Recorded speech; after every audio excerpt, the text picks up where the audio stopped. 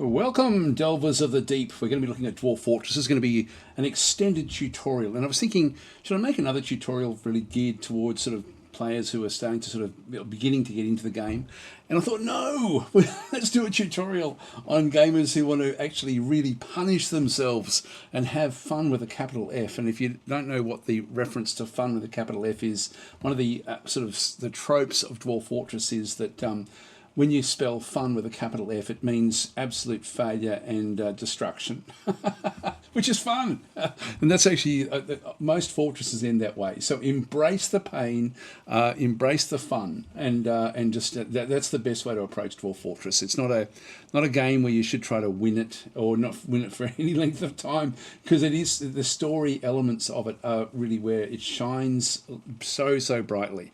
One of the best games ever built. It's been a classic for decades now, and it really does deserve to be sort of like the game that so many other games are inspired by, to actually sort of try to do the best. And there's no game that comes close to it in reality that does the world creation and the histories of the world and the legends of the world anything like Dwarf Fortress. Like it really does stand alone. There's certainly other games that are heavily inspired, like RimWorld, for example, but it still doesn't go to the same depth of building the world, really, literally from the ground up. And I mean that by sort of creating mountains and then flooding plains and then figuring out rainfalls and all sorts of stuff. We'll get into that when we get into it.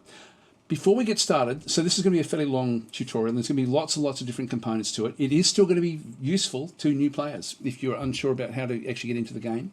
And in one sense, I hope I fail very quickly, just so you can see what happens when you do fail. In fact, I may set up a failure just so you can see how we can have a bit of fun with the failure as well.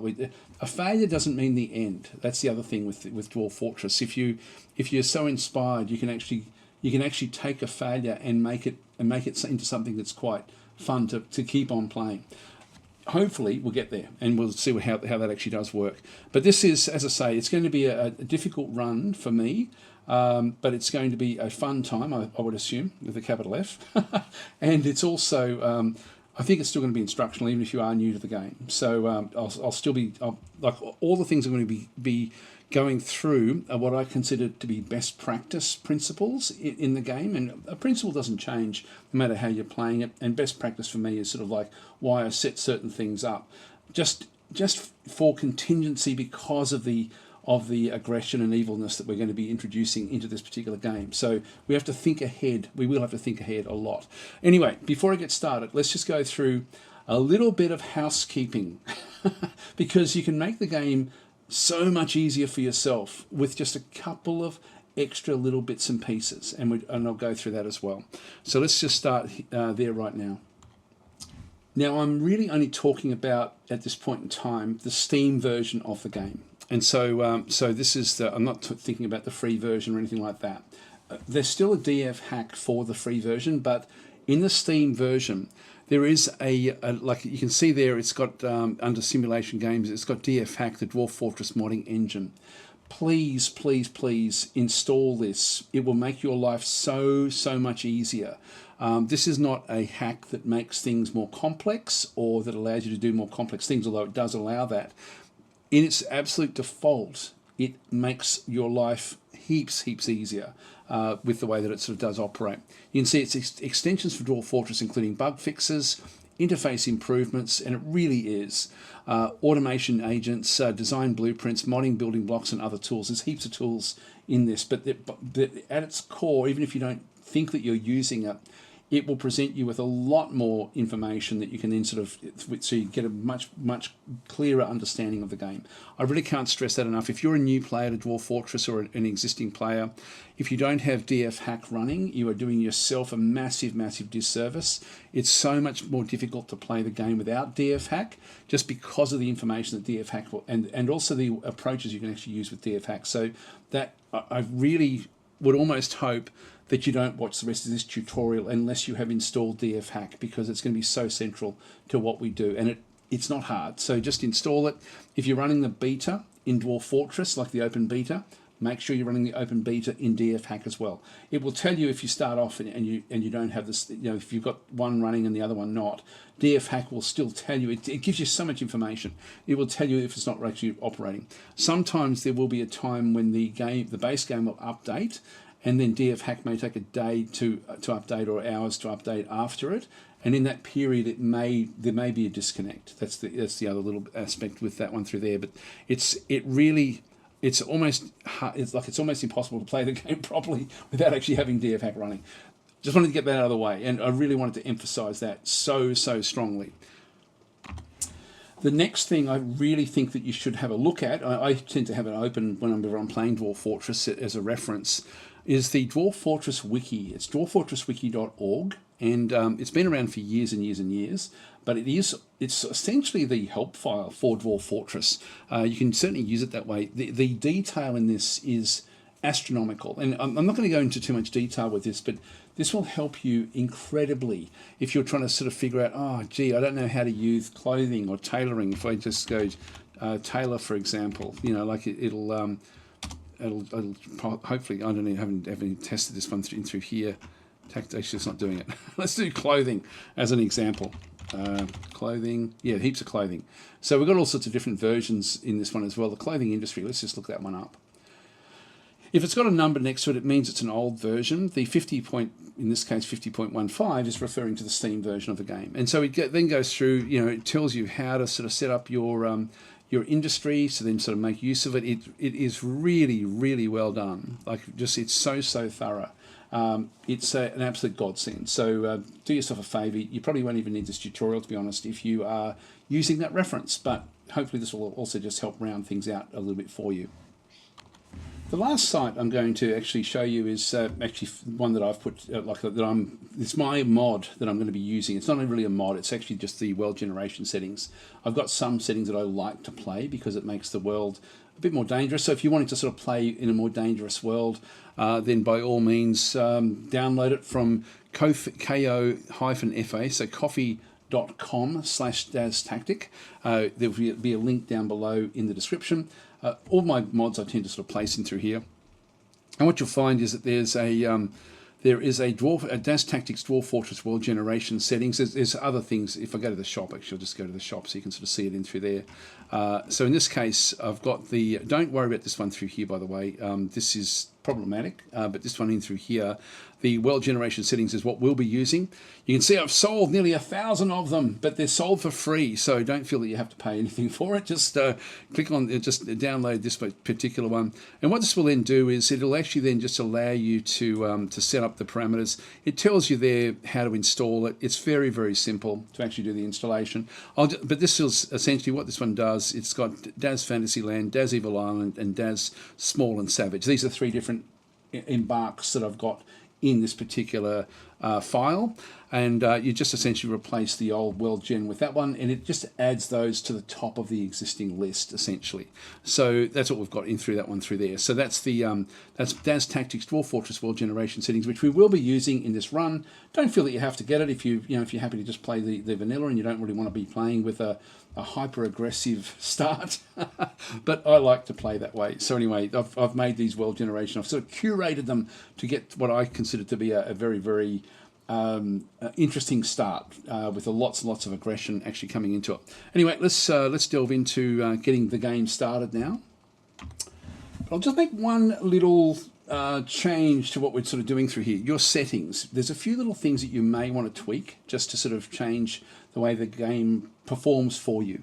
And it's sort of funny because this is actually going to nerf the game a little bit, but it makes it more digestible, I find. So I'm just going to go into settings. Under video, what you'll find is that you've got a graphical FPS cap. The default is 50. Now, the game rattles forward. The way it works is the FPS, and it's always done it this way, the FPS, like the frames per second, is essentially the ticks that tick over turn by turn by turn. And so in this case, there'll be 50 turns played out in 1 second, which can be too many turns if you're waiting for something to happen. And so in this case, I would suggest that you ramp it down. I've actually set mine at 25. And it was Salford Sal, who does a lot of Dwarf Fortress content, who actually put me onto that. Because amazed at how relaxed she could be, letting her fortress sort of just, look after itself largely without even have to worry about, jumping in and pausing all the time. Because I tend to pause all the time to sort of try to go and do things. And I still do that as a bit of a habit. But when she said, no, she has hers set to 30. And it just means that she can relax a little bit more, and it just makes it's much more of an organic way of playing the game. I noticed with what she sort of plays pretty much a standard sort of Dwarf Fortress, but it was a really, really good tip. That's one of them. And the other thing I'm going to be doing is, if I go into my game settings, I do actually have keyboard cursor enabled, yes. And you will see this. I'll try to remember to show you that again when it's time to explain why that is on. It doesn't have to be on. I used to play with it turned off and then turn it on when I needed it. I won't need it very much at all, so I could just turn it off, but I'll keep it on. It's not going to really get in your way. You can just ignore it, but it is a little box that appears on the screen. When you see that, that's the cursor. I can use the arrow keys to move that around. It is useful, but it's more useful in a intermediate to advanced mode of playing Dwarf Fortress, not so much the basic mode. So just be aware of that one. Anyway, they're the two things I wanted to talk about through there. Right. Other things, when you've got DFHack installed, I would suggest going to the control panel and just having get a bit of a feel for the settings you can set up right at the very, very start. And so you've got, for example, like automation. It starts off in gameplay. These change or extend gameplay. Read their help docs to see what they can do. So we can actually see fertile eggs global. So we can actually, so we've got, for example, these are the tools that can be enabled right now. Most tools can only be enabled when you have a fort loaded. Once enabled, tools will stay enabled and when you save and reload your fort. If you want them to be auto-enabled for new forts, please see the Auto Start tab. So if I go into here, there's a whole heap of stuff that I can actually turn on or off. Now, a lot of these are cheats, so just be aware of that as well. But there are a few that I've just got turned on, like the basic ones are the ones that are enabled, where I do actually have them turned on. For example, I've got the fertile eggs is one that I do have turned on. The fast heat is one that I've got turned on as well. So if I go back into here, we'll start to sort of see the aspects. I'm just going to go and turn on hide tutorials. I don't want the tutorials in this case. But the fertile eggs is an example. I can then read the help file. It will then tell me what this actually means. It's command is tweak. So this tweaks a whole selection of different things. So tweak eggs fertile, enable the eggs fertile tweak. And it just goes through essentially what they all do. So there's a lot of information. Again, don't feel that you have to read it, but DFHack has got like a lot of little bug fixes and a lot of little automatic settings which really help the fortress enormously and stops you from doing things. Like, for example, the bug fixes are in through here, just going through, how different things should be worked, what's inside flasks, for example. Things like this is something that we need to be aware of. Automation overall in through there. Again, it's please load a fort to see the fort mode tools. Alternatively, please switch. And again, we've got things like auto butcher. We've got different things of like how butchering would then sort of take place. What we would then butcher. Auto chop is a tree one. Now, often you'll have this one turned on. I keep it turned off because I play in such aggressive biomes and it's dangerous to be going outside all the time. I turn fishing off, for example, and hunting as well. I tend to sort of not have those on there. But these are things you can sort of set up. So just get a bit of a feel for it. The defaults are fine. Just keep the defaults on if you're happy with that. But the more you understand this one, you just get an understanding of how, like, it means you don't have to micromanage the fortress anywhere near as much as you normally would. Right click will then just close that one off, and that's just going to run behind the scenes and just do its own thing. Not just behind the scenes, but it will help out in all aspects of the game. Right, create new world. Let's get into it. Now, this is the default settings for creating a new world. Medium-sized, 100 years history length, number of civilizations is medium, number of sites within the civilizations is also medium, the number of beasts is medium, the natural savagery of the world is medium, and it goes from sort of being fairly benign through to extremely savage, and then we've got mineral occurrences everywhere. If you are going to be playing as a default, I would strongly suggest that you play at 250 years, rather than 100 years, and that you change the mineral occurrence from everywhere down to sparse. This is essentially the old defaults, and this for me still works best. I thought to be honest, when the game launched, it was going to set them back to these as the defaults, because it was okay when everything was being tested to have those things set that way. But in reality, you do want to have a fair amount of time where the history will run forward, because the civilizations actually will expand, and it takes about 100 years to get their initial expansion done. And then after that, nuance within those civilizations takes place. For example, criminal organizations spring up. They actually then will, you may have a criminal organisation that establishes an outpost in a catacomb somewhere, and then they start to sort of send out their thieves to do different things around the world. There's so much more subterfuge that happens the longer you let the history run. So just be aware of that. Also, there's much more chance that you'll end up with vampires or werebeasts, things like that, where you've got like very nuanced types of creatures that will then come into the fortress, which makes it a lot more interesting. If you only leave it for 100 years, you're not going to see as much of that. Just be aware of that as an aspect of the game. But we're not going to be playing this particular mode. We are going to be going into detailed mode, which is just, I can't even get out of the way, but it's just in there. It's underneath where my cursor is. So I'm going to click on detailed mode. That file from Ko-fi.com, once you've got that installed, you will then sort of see Daz Fantasyland appear at the top. If I go and click the drop down, we've got Daz Evil Island and then Daz Small and Savage. Daz Evil Island and Daz Fantasyland are essentially medium island, but with settings to change them a little bit, and Evil Island changes them quite a lot in terms of savagery and evilness and number of beasts and number of dangerous creatures, titans and things like this. So we're going to be playing Daz Evil Island, and again, don't feel that you have to.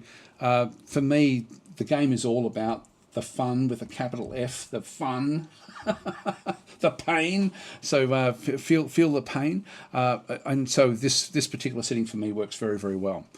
Usually, sometimes it doesn't. Sometimes I've got to sort of run them. But anyway, let's just go with that one. The one thing I will change, I've got 500 years set through here. I'm just going to change that to 300. That will then do the job. That way we're not waiting too long. And I'll go through the full generation just so you can sort of see what is happening. That way you get a bit of a feel for what does go on. Now, when it first kicks off, in fact, I'll talk about that before it even gets going. It's going to create a landmass because it happens so quickly. It's going to create a landmass. It's going to get topology on the landmass, so it'll sort of get the heights and things like that.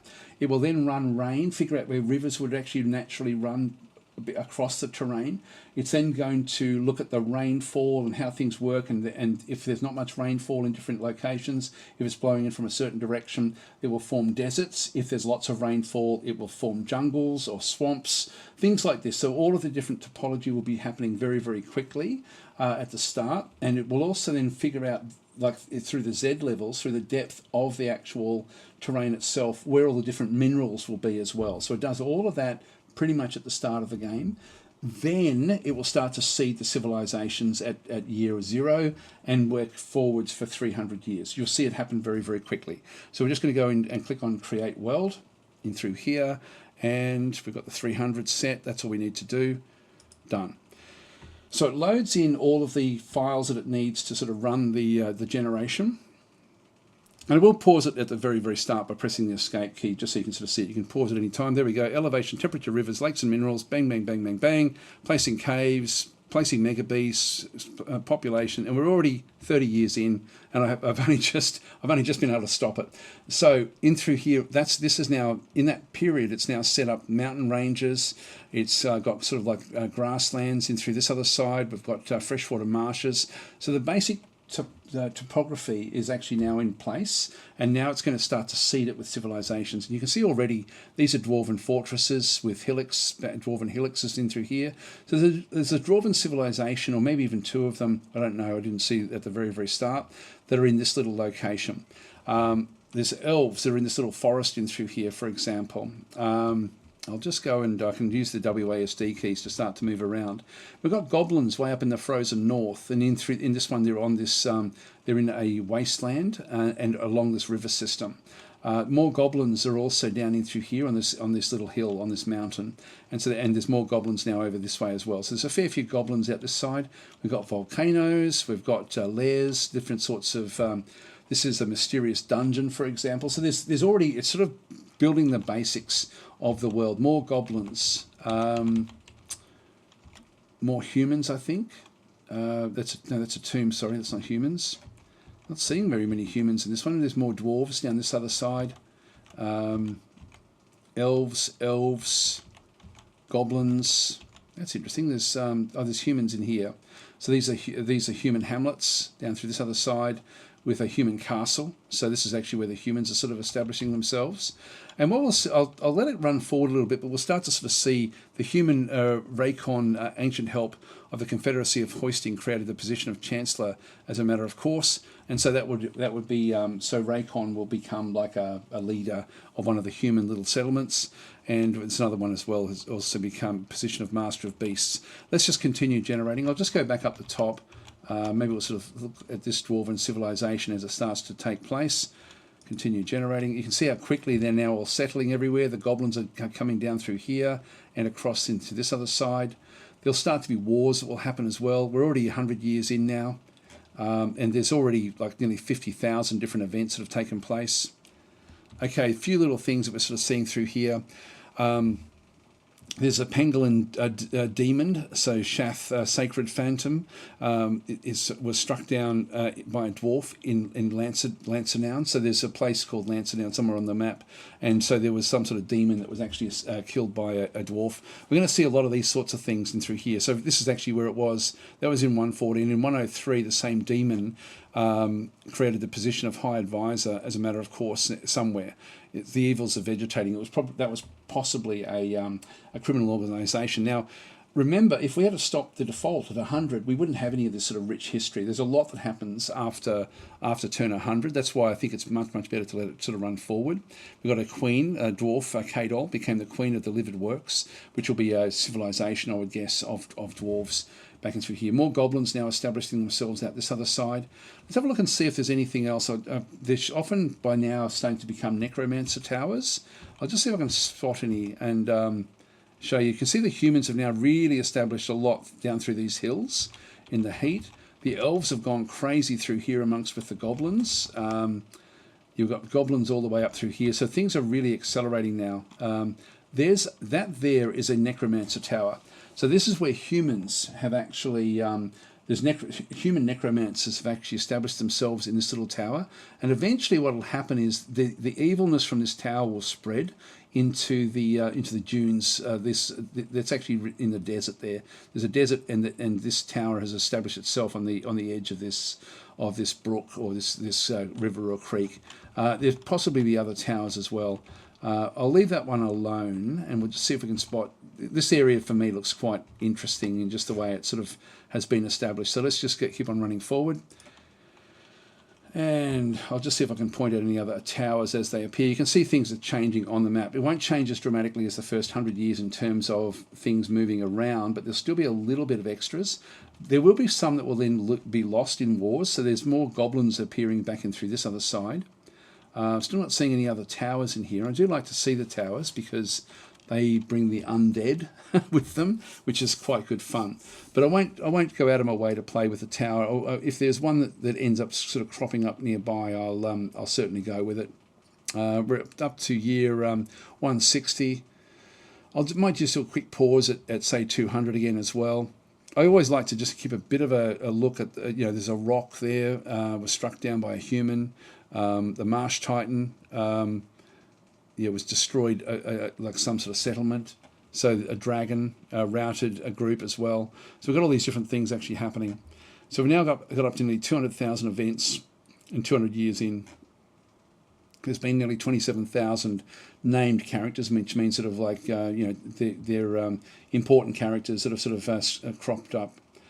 Not seeing any towers spreading up through here, and I would like. And again, it's so random, but I do like to see the towers because the necromancers are pretty good fun.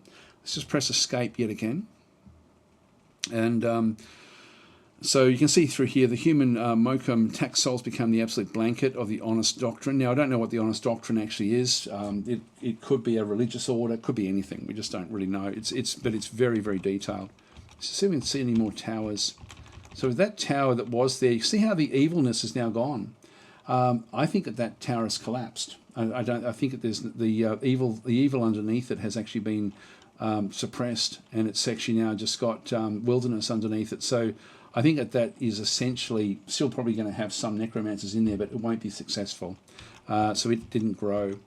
So quite often you'll find like a fat cross in around a necromancer tower that will sort of indicate that it's that it's thumping along. But I'm not seeing any others, to be honest, on this map, which is extremely unusual for these generations with the settings that I've got. Quite often there'll be a fair few necromancer towers in around the place. Let's continue on. Okay, so not that we need it. There's like this in through here is sinister. There'll be haunted areas. There's terrifying. I'll talk about these when we get started. There's terrifying all the way through there as well. This whole mountain range is haunted or terrifying as well. I've got haunted areas. My settings give me lots and lots of evil on the actual map itself. So let's continue generating. And we just get up to 300.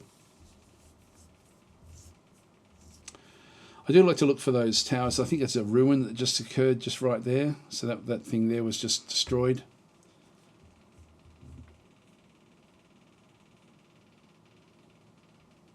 And we'll just keep it going.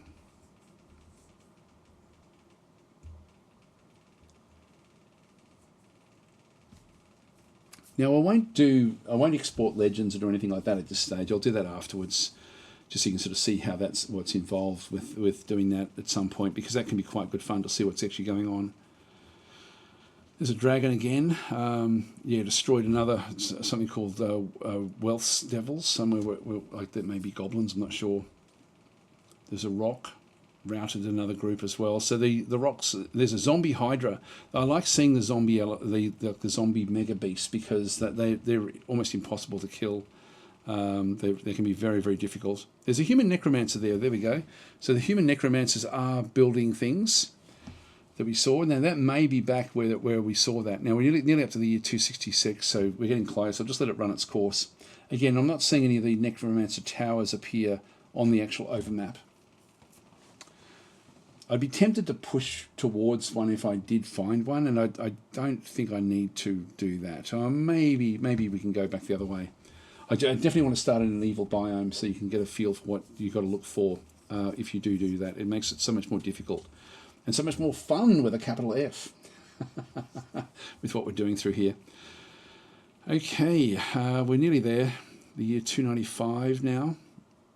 But we're seeing that civilization is really taking hold, and they're now creating works of art, they're creating books. There we are. So we can now keep the world and return to the main menu, or we can play now. All right, we'll just go in and start to play. It will now save the units, and then once it finishes coming through with that, it will then open up the world for me. But it's saving all of the histories, the whole lot. So it's quite a big file ultimately.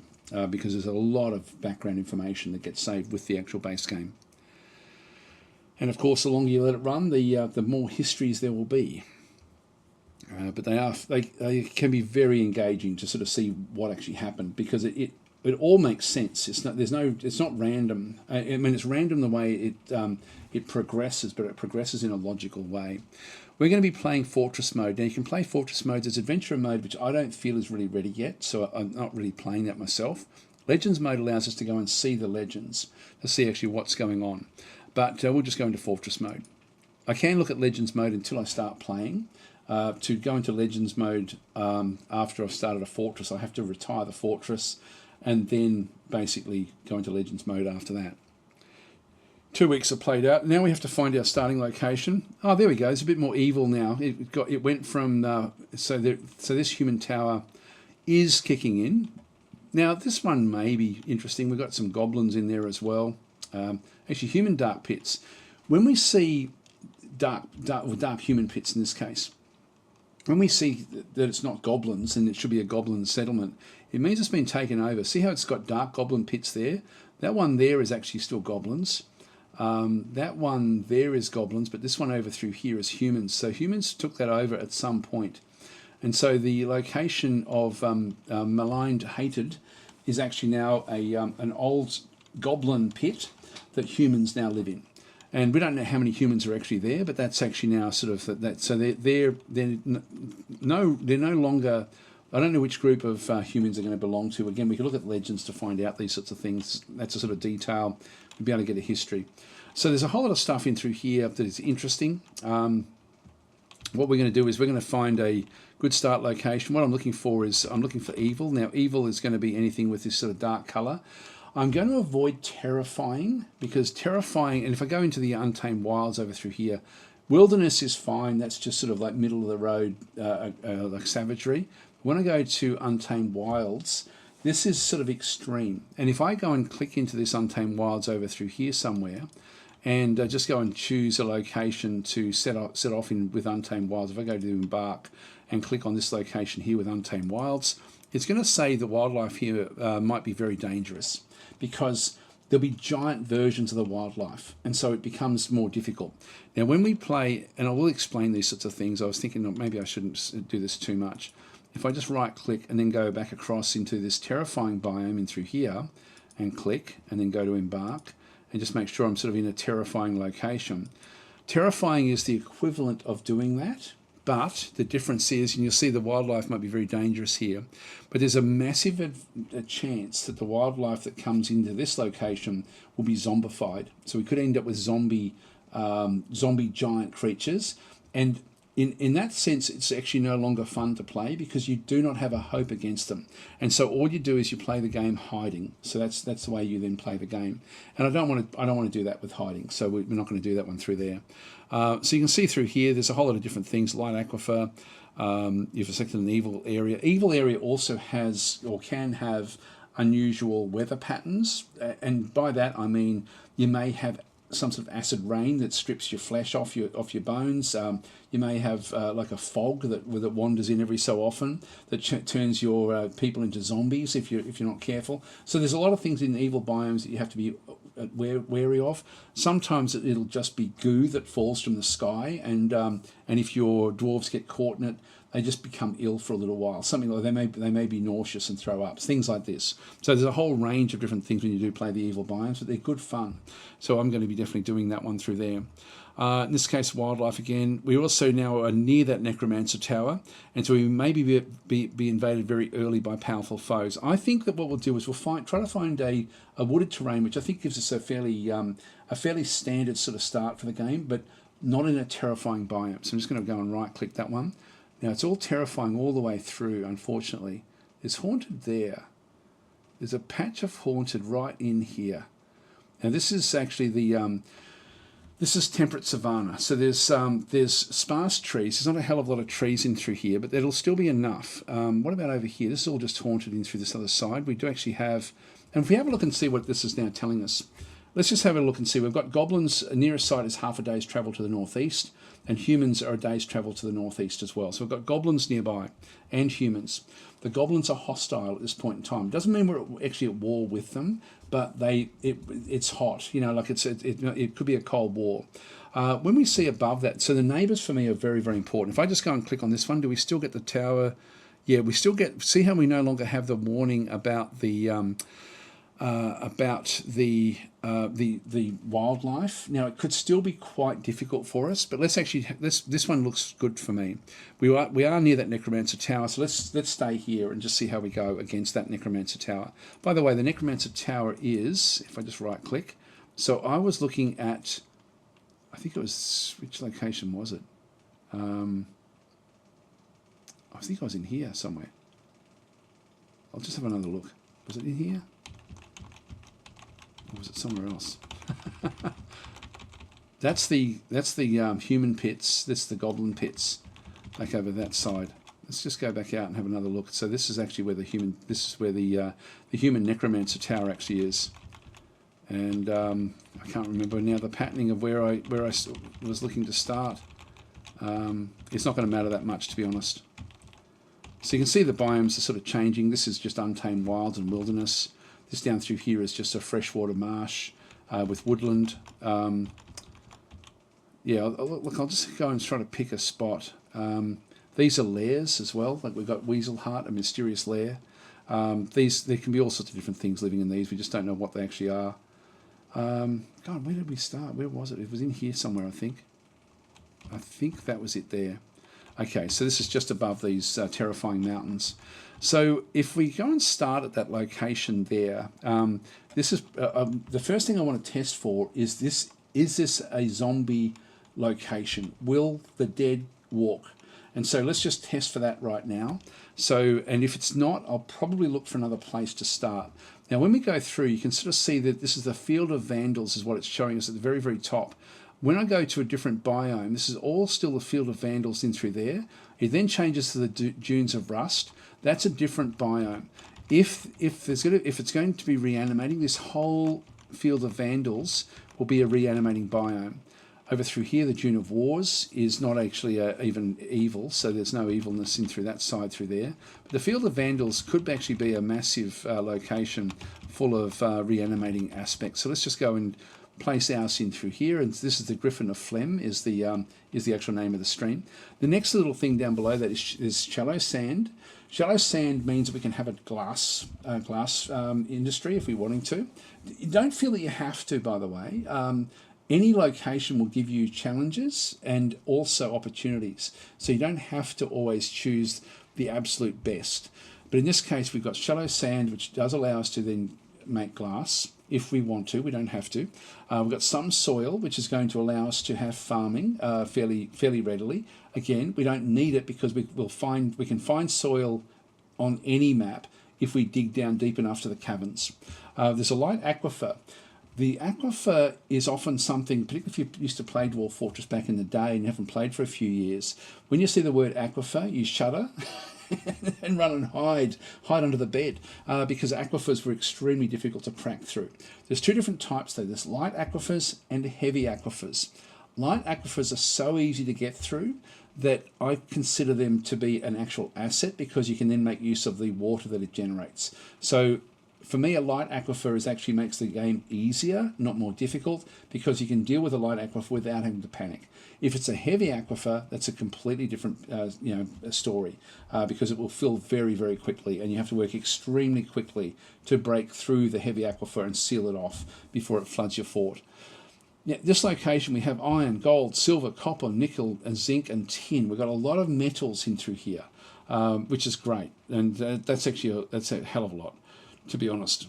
It just means we can have different sorts of industries sort of set up. We also have a fluxstone layer. Fluxstone is important for converting iron to steel, so we could actually end up with a steel industry at this location if we get past the initial aggression. And so often often I don't even worry about what sort of metals I've got, whether I've got shallow sand or anything like that, because I'm just not here for long enough before everything collapses in a heap because of the aggression. So often I don't get a chance to sort of build those industries anyway. But initially what we want to do is just see if there's a reanimating thing. So I'm just going to go to embark. I'm just going to go and click with that in the bottom left corner, just so I've got like a reference point there. So I'm just going to go and click on that one. We have our messages. I'm just going to go and confirm. I'm just going to go play now for this just to test it. I'm going to prepare carefully when I actually go to do the actual embark, but initially I'm just going to go play now. Dwarven outpost, and what are we looking for? We've got ogres around here. Okay, that's cool. That's often you'll get a clue as to the sorts of animals that you're likely to find. Now, what we want to do is we're going to click on OK and then just hover over these. Now, you see how it's willow. None of these are dead, which means that this is not a reanimating biome. If it said dead alder trunk at the top up through here, it would actually mean that there's a chance for it to be a death biome. So we're not going to get reanimation at this location. I still don't mind it. I may come back here, but all I need to do is just pro escape and quit without saving, and just go, so really quit without savings. All of your progress will be lost, yes. And that just takes us back, and then we just go start a new game in an existing world. That's the one that we just created, the ocular plane.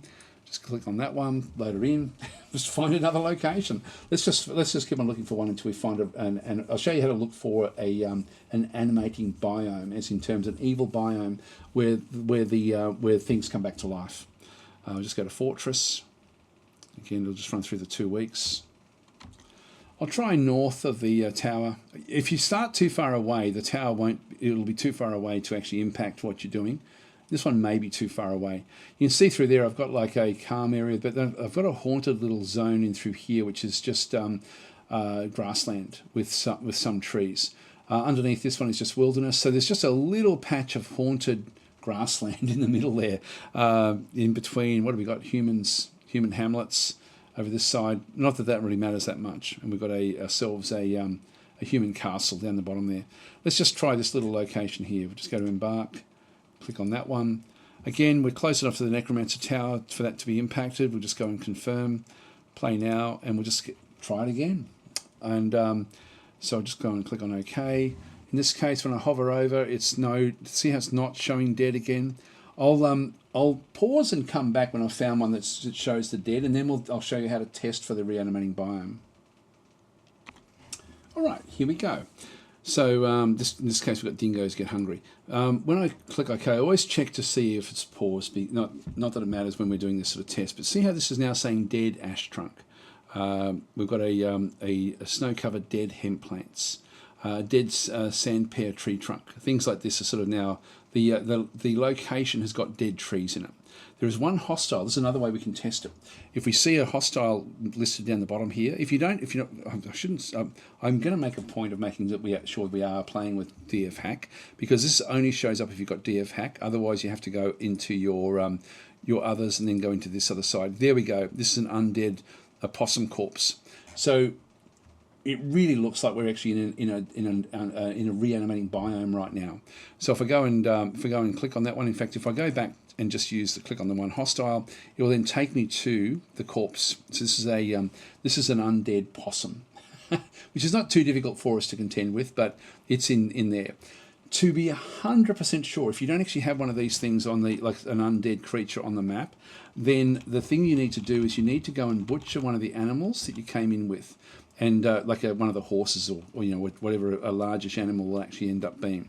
So to do that, we need to chop down some trees, like just one tree. Just go and do that through here.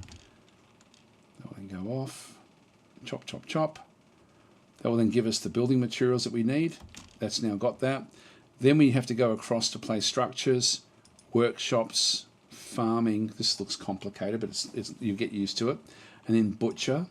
So we're going to butcher an animal. We're going to then build this with ash logs. So they'll build that. All right, that's now been built.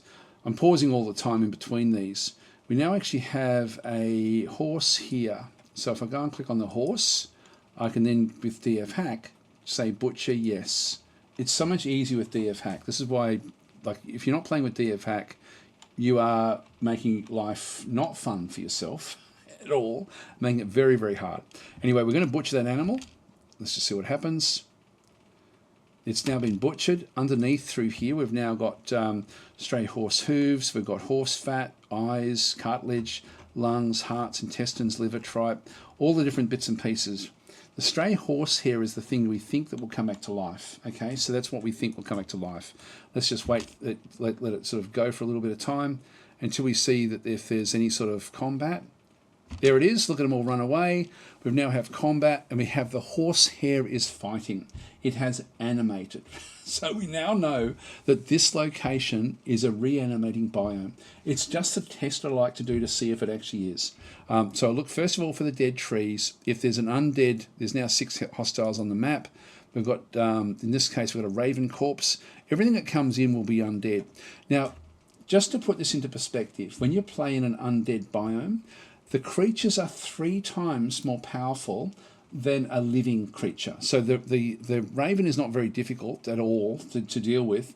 A raven corpse is 3 times more powerful than a normal raven. It's still not difficult, but some of these will. There's two ravens. What else have we got through there? 3, 4. Then we've got the horse hair coming back in, and we've still got the possum. So they're the 6 hostiles as I just click on those. It's, again, DF hack to the rescue. It makes life so much easier for you.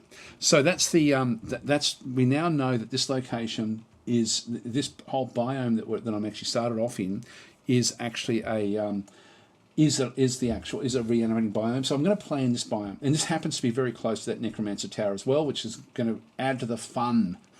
So again, if you're new to the game, don't necessarily do what I just did, because in terms of going to an evil biome, we're not seeing any weather patterns yet. That will be interesting to see when that happens. We'll just see what actually happens with that one.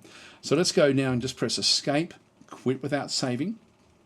It's very important because it then goes back to the start and allows me to then do the complete reset. Start new game in an existing world, and so the ocular plane, and I'll show you where I found it. I clicked on it took me about, that was probably the fourth click or test to see if I could actually get it to work. So it took a little bit of time to get that one done. So now we'll set things up. So we're going to now go back into Fortress mode, and now we have to be a little bit more careful about the preparation we're going to do.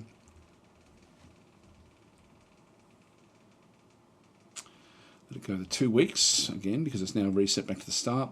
Now what I did was when I hovered over, you can see there that we've got like the Field of Vandals. We spoke about the Field of Vandals with the Terrifying, the Haunted, etc. and through this other location. The Field of Vandals was not a reanimating biome. I also tested this little one over through here, this mountain, to see the Horn of Mucks. That was not reanimating. I tested this one up through here, the Unkempt Steppe. That was not reanimating. But this one over here, the Strange Prairie that we see all the way down through here, is a reanimating biome. And so if I get close to that tower, that's going to then it will eventually trigger.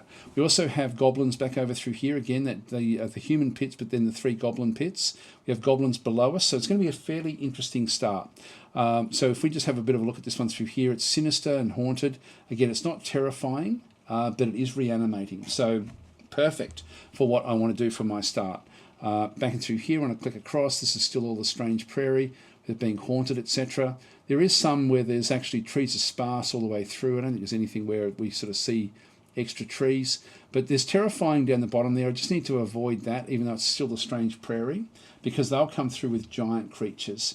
And that's, maybe I should show that. No, because we still can't evaluate it. So I'll just have a bit of a look. Now I'm just going to have a look and see. Actually, I thought I just saw a heavy, yeah, there, look at that one. I'm just, in that location, there's a heavy aquifer.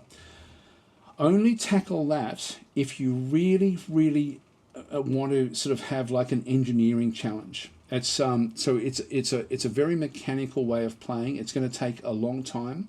It's fun, but it's not good for me to do recordings in heavy aquifer. So I would avoid the heavy aquifer. Light aquifer I embrace, but not the heavy aquifer. So yeah, there's more heavy aquifers in around the place. There's light aquifers all the way across here. So I'll just choose a light aquifer. Shallow clay, very deep soil, iron, gold, silver, copper, platinum and lead, and fluxstone layer. We've got a tower. Actually, it is now showing the tower, half a day travel. Quite often it won't show that. We do have goblins and we have humans nearby to the north as well. So we've got a fair few things going on. I'm just going to go into my embark. So I can click on find an embark location, but I'm not going to do that one. You can actually sort of min-max the game. I would advise not to do that. What I find is when you start to use the find embark location and use the settings to sort of try to find exactly what you're looking for, it takes a lot of the fun with a capital F and lowercase f out of the game because you start to min-max. And this is not a game that you will be wanting to min-max at all if you can help it. Go with the story, embrace the fun with a capital F, and sort of just let things happen. You will learn every time you play it. And in fact, what I might do is we'll see what happens, but you can keep on restarting your actual embarks. And I might even show you that as well before we get into it. So if we go in and actually click on reclaim and unretire, this is actually where you can go in and reclaim or unretire an existing fortress. If I go and click on that, there's going to be a range of different ruins, and I can go into them. This is actually a place called Lens Chamber. So let's actually, I'll show you what this one actually is. And so in the year 1, the cloudy peaks of the corridors of Cobalt founded Lens Chamber. In the mid-spring of 63, the mountain titan Duto, the snarling cacti, routed the Stokes of Plague and destroyed Lens Chamber. So now it's a ruin with the very high possibility of having a mountain titan wandering around there somewhere. So that's actually what we could actually then end up doing them. There's usually a few of them with these ones on the actual map. If I just go back and there's only one actually in the whole map. Only one ruin. But we could go and retake this and rebuild it. So if your fortress fails, you can then go back to the world again and reclaim the ruins that you left behind. So that's really cool. You end up with all the building that you've done. A lot of the furniture will be strewn around all over the place. If you are in an animating biome like we are, you'll end up with zombies all over the place as well. So it can be, but it can be a real lot of fun to just keep on delving in and trying to get established and established and established. So anyway, it's I really enjoy that aspect. So even if a fortress does fail, it's not the end of the fortress, because you can go back in and restart on top of it again. And so if we end up with a quick failure, we'll go back in again and actually then play it out. So let's go and not do that one. Let's we'll just go back in and just go into this again, this location, and I'm looking for, again, away from the heavy aquifers. All of this is pretty good in through here, really. So I'll just go back up into there. I don't think we need to sort of do too much else. That all looks pretty good. It's all just sinister, light aquifers. Okay, so this in through this other side, we'll just go to the embark. And again, I'm just looking at the, just making sure it's all just haunted back in through here. I don't have to have water there if I don't want to. There's other things we can do here to sort of check things out, but in this case, as long as it's all just light aquifer, we've got a heavy aquifer somewhere in there. I just saw, I'm not exactly sure where it is. It's just the top left corner. Yeah, heavy aquifer in through this other side. That's going to be too difficult for us. So just over here somewhere. If you do start with a river system, in a normal game it's quite good. For a undead game, it can be interesting. Let's do one with it running through the middle of the fortress. That's going to make life interesting for us and difficult. So let's just go that way. So we've got shallow clay. We've got now if we go into this other side in through here. Yeah, I think I'm just thinking that will probably be the way we want to do it. I think. Let's just go and click through there. Yep, selected light aquifer, evil area, necromancer tower. Cool, confirm. Now we need to prepare for the game carefully. What we're going to be doing here is we're going to actually, one thing I should have done, I think I have to do it before I get started, is my actual empire that I choose. I can't remember exactly where I have to do that. Yeah, before we get started, choose the origin civilization and just make sure you've got enough dwarves to make it viable. So if we go into this one through here. Now, what's interesting about this is we only have one civilization of dwarves available, the Livid Works. And so the Livid Works population of around about 4,000 dwarves, which is healthy. So that's actually fairly good. 35 sites. They're mainly in that little mountain range that we saw at the very, very start. So the dwarves that we saw on the other side of the map never really got established. In fact, that's a ruin maybe from another civilization. And so that Mountain Titan may have actually killed off a whole dwarven civilization before it even really got started. That's possibly what happened in through there. So, the civilization we would choose here, there's one there that's actually not choosing, like that's been taken over by somebody in a war somewhere over the 300 years of history. There's the queen that we saw there before. So we've got the, so the Livid Works is the dwarves. We've got no choice in this case, but quite often there'll be a choice of dwarves. Have a look and see. I would tend to be trying to find something fairly close to where you're starting, but in this case, this is fine where we are. So they'll be operating from there. We'll be establishing an outpost over this way. So that's fine. We've got that one selected.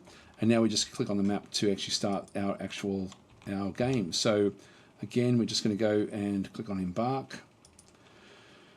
And, oh, hang on, I've got the wrong thing in through there. Let's just go and get this one again. So I just want to make sure again that I've just got the light aquifer. That tower is certainly prevalent with what we're seeing through there. This should be a fun, it should be a fun, we're going to go halfway through here, I think. So we'll just go this way into here, which again should all be an interesting playthrough with the reanimation. We'll confirm that one. Now, preparing carefully. What I do is when I've actually got a way of playing, I tend to then save my Embark profile, just so I can actually pick up the pieces whenever I feel like playing. But I'll go through the steps. You also then have the difficulty settings. I'm going to set it to hard, and I'm going to set the economy to hard as well. If I can go to custom settings in through here and change how things actually work. The main thing with this, what it does is actually it sets up different triggers for population. So enemy population trigger 1, when it reaches 15, that's going to then raise like a height level for the fortress to essentially be attacked. Let's change that ourselves to say 10. So when we have a 10 population, we're going to become a bit of a threat. Not even a threat. We're going to become a bit of a target. Up until that point, we're not going to be an actual target. Let's make this one say 25, and population trigger 3. We'll make that say 35. So I'm just making it even harder than hard is. Hang on, 35, enter. I've got to press enter. 55, 70. That's fine. Then we have the enemy production trigger, and so this is the this is actually the production of the goods that we sell. And again, I'll just leave them where they are. The trade triggers back and through here again as well. There's lots and lots of different sorts of things. So Mega Beast attack period in seasons. It's going to be like 2 years. Let's make that say four seasons before they'll start to come in. It'll just give us a little bit of time. In fact, let's make it 3, just so that they can come early. Forgotten Beast sensitivity. So we've got between we've got 10,000 in through there, but 100,000. So Forgotten Beast sensitivity less equals sooner. So 10,000 is okay. I'll keep that one where that actually is. Feel free to tweak these different sorts of things in through here to sort of see what actually does happen.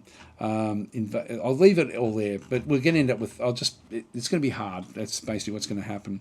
Civilization is going to attack. You can actually change it. If you don't want this to happen, you can turn it to auto no. Where beast can attack, yes. Curious wilderness creatures can come to cause trouble, yes. All this stuff is fun. So let's just, I can save these settings actually. I didn't realize I could do that. I will do that. So I'm just going to go saved. And so we've now got a, so if we go to load save settings, yep, so that's now loaded, but that's fine. We'll just go click on done. And this that's now custom back in through there. The economy, again, will just make it'll make it more difficult for us to get by, but which is fine. It won't matter that much, to be honest.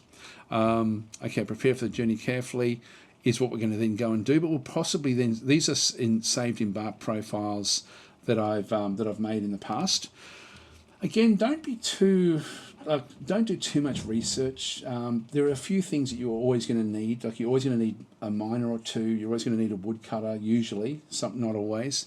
Planters, farmers, cooks, things like that. But also in our instance, we absolutely must have a military. So I'm just going to go through and do the prepare carefully. Now I can click on one of these ones that I've already saved as a starting point, but let's go from the very, very basics. If I go play now, it's an absolute disaster in a reanimating biome because they bring so many animals.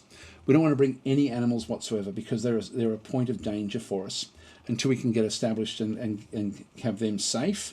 They are a major, major threat to our survivability because you can imagine a horse that becomes a zombie horse that becomes 3 times more powerful than a normal horse, and it's out for blood. That's actually sort of why we don't invite too many animals along for the journey. So we're just going to prepare the journey carefully. So in this case, we've got a whole lot of different things that we need to do, and so. One of the cool things with this version of the game is it does actually go and have the various skills that are crucial. We've then got labour, combat, and so other types of skills as they sort of run forward. I'm not going to spend too much time with this, but I will just go through. Each of the dwarves that you bring in will have different skills. If you're min-maxing to a degree, you'll be not wanting to have your military as females because they can actually have babies and they'll take the babies into battle. I'm not going to worry about that. If they're the bottom 3, they're going to be these peasants are ultimately going to be my military. I like to have 3 at the start because they can generally take out most normal undead 1-on-1, or 3-on-1. But if I have less than that, there's a good chance that they're going to die. So 3 is pretty good, which means I've only got 4 that I can make use of to actually build my fortress. Now I've got 10 skills. I'm going to go and click on this one's not a miner.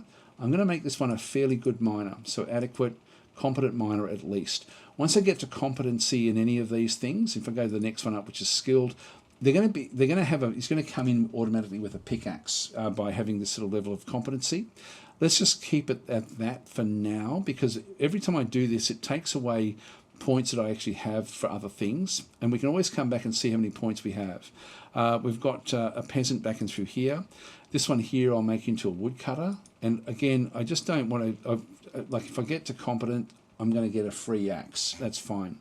I'm going to make her also a carpenter. So just an adequate carpenter. That'll do me, I think. So still got 5 points in through there. This next one will become a What do we need? A planter. So just and we don't need much in here. They're all going to do it. So just one in through there. A brewer. I'll be wanting to have a chef or a cook. Where's the cook? Should have actually come through with that one. Novice brewer. I'll probably raise that one a little bit higher. Adequate. Engraver, woodcrafter. Should be if we go to labour. Mechanics are really, really important. So sometimes you'll be wanting to have like someone that's a general aspect but has got good mechanic skills. So we'll just go to adequate mechanic skills in through there. Here we go, cook. I'm going to make this one into a adequate cook. Herbalist means that they're going to pick up things from outside, which I don't really want that to be the case. I don't need to worry too much about the others at this point in time, so I'll just sort of leave that where that is. I've only got 3 picks left for that one through there. This next one, did we make that one a mechanic? Which we did. That's probably a little bit too specialised. Let's go this one here. Make that one a mechanic, like a competent mechanic, because we're going to need a mechanic. Mechanic sort of deals with levers and mechanisms and so on and so forth. You don't really need the other bits and pieces that are in here, but we'll end up coming back and looking at other things. Now the farmer, we've got 7 points back in there. I could even grab this one back to crucial and make this one into another adequate or competent miner, which will then make it into 2 into miners, but one of them is a mechanic as well, and the other one really isn't doing much else other than just mining. In fact, we could make this mechanic into something that's really quite special. So we'll just keep it going. Then the last 3 I want to have as military. And so what I want to do with them is I'm going to go into this first one with his skills, just click on that one through there, and go to combat. In this case, I've got not an axe dwarf, swords dwarf, mace dwarf, hammer dwarf. Technically, the best way to fight the undead is to use hammers or maces where they don't shatter the actual elements. But once you actually cut off an arm or a leg or something like that, it's fairly easy to deal with. But it's probably better for me to actually use either a mace or a hammer to actually then go and start to do this. So I'm going to start with a mace dwarf in through here. I'm going to get that one up to a competency level. Now we have to bring a mace with this one. So mace in through there. Not a shield user. We definitely want this one to be an adequate shield user at least. An armor user, adequate armor user. A fighter is sort of almost like a wrestler. So she's wrestling in through there as well, but fighter I do like to just get a 1 or 2 in through that side. Kicker, biter, dodger. Dodging is very, very important to be able to jump out of the way. And so we've only got 1 skill pick left. So I'll make this one into an adequate dodger, just to be able to avoid the combat. So that one's got no more skills left. That's the first one, which is our mace dwarf. I like to have something different for each one of them, because what that does then is when we're looking at the combat, we know exactly which one we're talking about, because it'll say the mace dwarf does this or the mace dwarf does that. If they're all hammer dwarfs, we won't know which one's which. So we've got the peasant in through this other side. We'll make this one the hammer dwarf. So we'll go to competent hammer dwarf, shield user, adequate, armor user, adequate, and I'll just do the same thing here with dodger, adequate, and I'll just go back into fighter again. So again, just using the 10. This last one, the spear dwarf can push things away. They can actually hit at longer range a little bit. So I'm going to make this one into a spear dwarf. It stabs as well, but we'll go into competent spear dwarf, shield user, armor user, 1 in fighting, and then 2 in dodging. And that gets rid of all my skill set from the fighters. So they've essentially been established. Let's go back up to the top through here again. Now we've got the this one here. If we go back to skills with the skilled miner, let's just keep on going. Proficient. That's as far as I can go with that one. Still got 5 more that I can do with this particular one, so I'll have a look at some other ones for that one. The woodworker is competent. I'll just go to skilled. Carpentry, get this carpentry up. I do have things like weaponsmithing. I might even just pop that one in there as well, just get a few levels of building weaponsmith or even armor. Let's just do that one so we end up with a little bit of a combination. The farmer, I might make this one into like the person that's... Actually, one thing we do need to have is a doctor. So I might make the farmer into a doctor if I go to other. So actually swimming can be important, but let's not worry about it for now.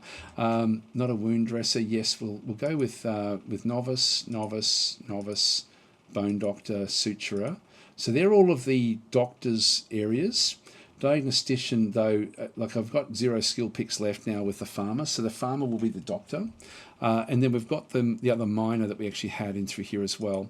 And so let's make this one where we've got other things, like, for example, a negotiator. Let's go and get a little bit of negotiation, persuader. So this one, ultimately, we would hope will ultimately be the...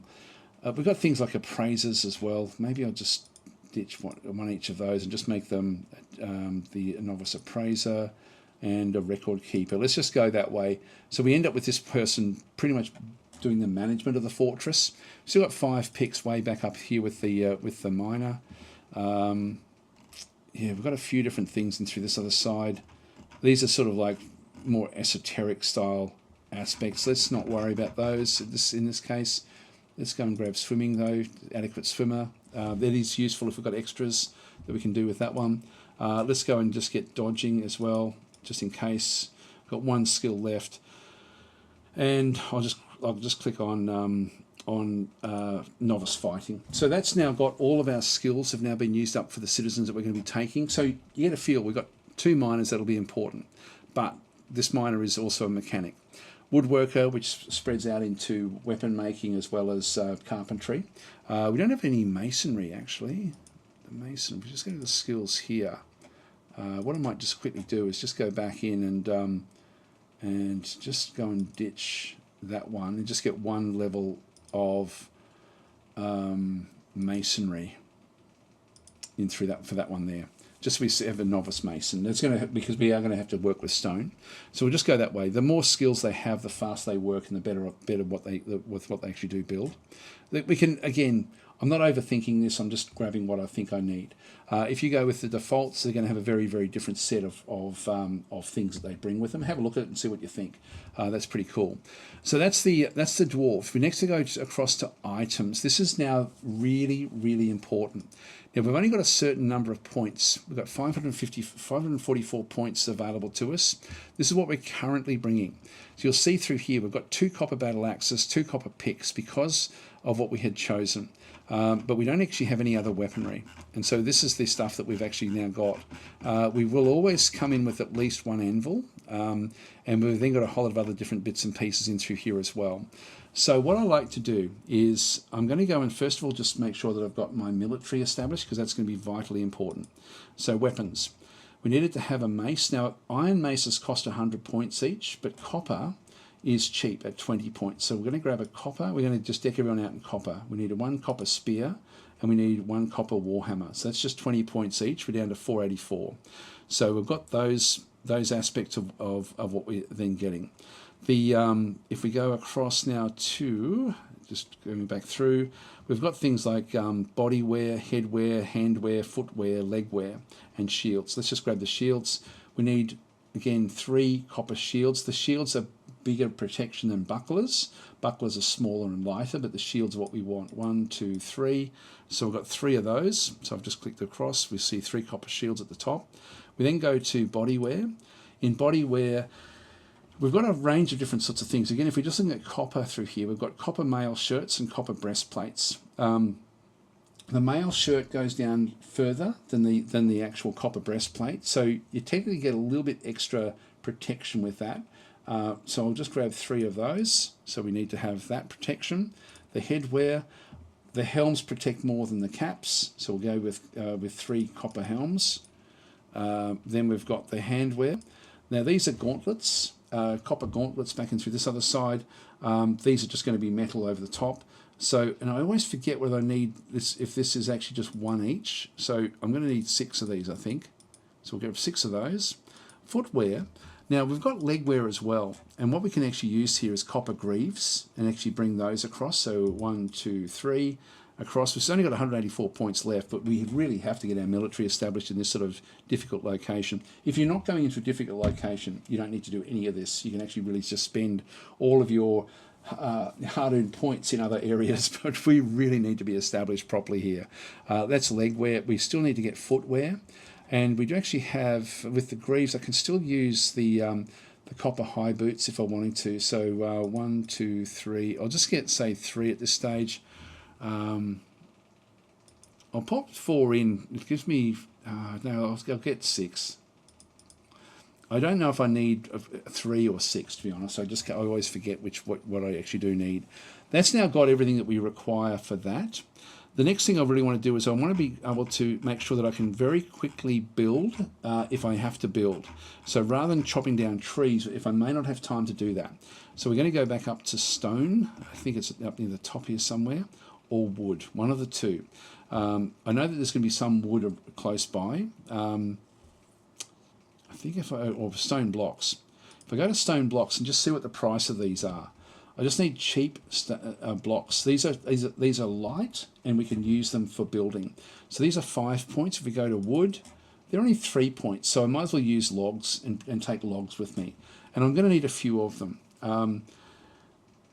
Let's just use oak. Or I tend to like using the underground, like the nether caps, because it's nice and like it's a different color. In this case, like a dark purpley black. So I'm just going to go 1, 2, 3, 4, 5, 6, 7, 8, 9, 10.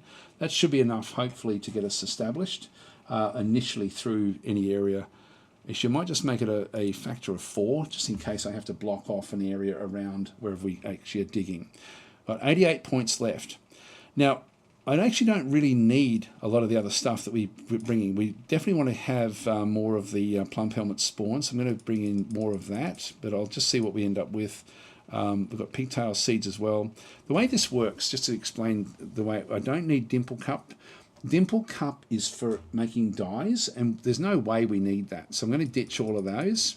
Rock nuts, sweet pods, wheat, and helmet and plump helmets are our staple food. And so we do need these. The pigtails are used to make cloth, and we do need that as well. Now, we don't have to bring it in, but it's safer to bring a little bit extra of those in. We've got some cloth, not very much. The other thing is we're going to need to have is things for, like we've got some beer and wine. And so these come from the various different types of food that we end up in through here as well. But in this case, what we're going to be doing is possibly adding more of that in, because we're going to run out of this fairly quickly. The other bits of food, you've got 15 plump helmets, we've got 5 pigtail bags.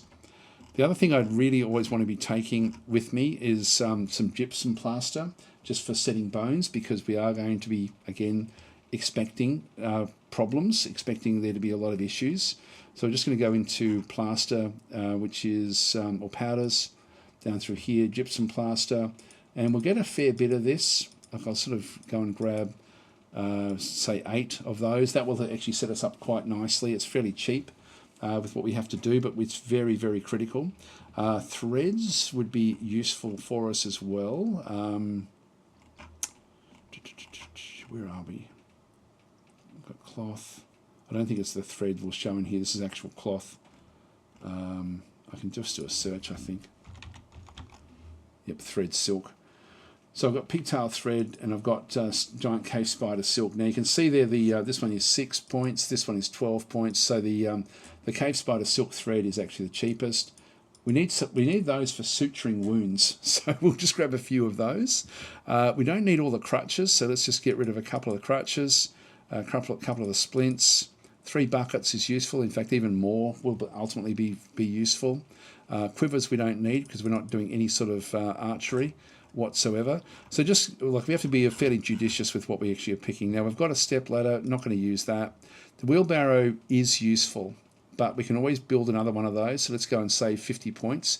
We're back up to 200 points with what we can then go and grab. Definitely want to take more drink. Now I like to just have one over the round numbers, so 41 or 21, but let's go and bring in a bit more than this. So we'll go say 31. This means we could end up with extra barrels, and the barrels are free when we do this. Let's go and remove this one through here. If we then go down to drinks, now we've got they'll come in with they should come in with the picks. Yeah, there's 2 copper picks. That's fine. So we've got those already. We don't need any more than that, hopefully. Backpacks, we are going to need some of these. We want the cheapest ones we can possibly get. We've got kiwi leather, raccoon leather, emu leather, red panda, cave floater leather backpacks. There's nothing cheaper than 10. We'll go giant white stalk leather backpacks. We need 3 of those for our military, so 3 backpacks. We also need flasks. So if we go to flasks or water skins, and again, we're looking for the cheapest ones we can get. And that will be made out of leather. So we've got emu leather back down the bottom through here again as well. So we've got the giant hedgehog leather water skins for 10. Just get 3 of those for our military. They need that as well. So we're down to 124. Other things we may need is, well, really it just comes down to getting more and more of the, like we could bring some animals in terms of like little things like turkeys. Turkeys are good because you do get leather from them. So we might take some turkeys with us. Let's just go to animals now. But you really don't want to be bringing anything big into these sort of biomes. So we'll just go back across and pick ourselves up a couple of turkeys. Turkeys are good because you get more off them than just a normal chicken, for example. So these can come back to life, but we can easily deal with these. So let's get, say, 3 turkey hens and 1 turkey gobbler. That way we can actually set up an actual farm with those, and that will be enough to just get started. Go back to items again. So again, just mix and match whatever you sort of feel like. I'm not really sort of doing much in through here. Drinks, I'm just going to now get the rest of it with different aspects. So dwarven rum, we'll get, say, 21 of those. That's 58. What do we have? Ale. So these all cost the same, but we'll just get the differences across, and I'll just go and pick up. I'll just get this one down now to the 0 points. So that'll do us. I'm not going to worry too much about what else we've done. We've got rid of the stuff we don't need. We've kept some of the things we do need. We're going to have to build things when we actually get in there, but it's all looking pretty good with what we actually do have.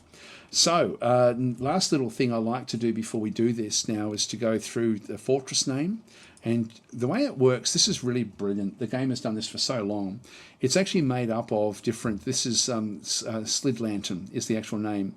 And so it's got like the dwarvish name, and then it's got the English name underneath that. So name your settlement.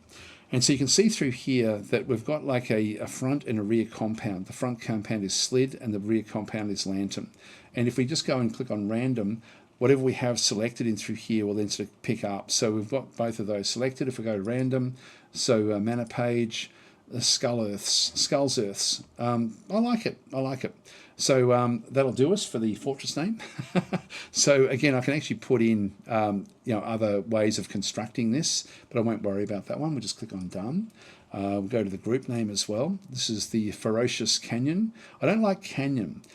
So you can see through here, the canyon, and it's then using an adjective. The first adjective is ferocious. I like that one through there.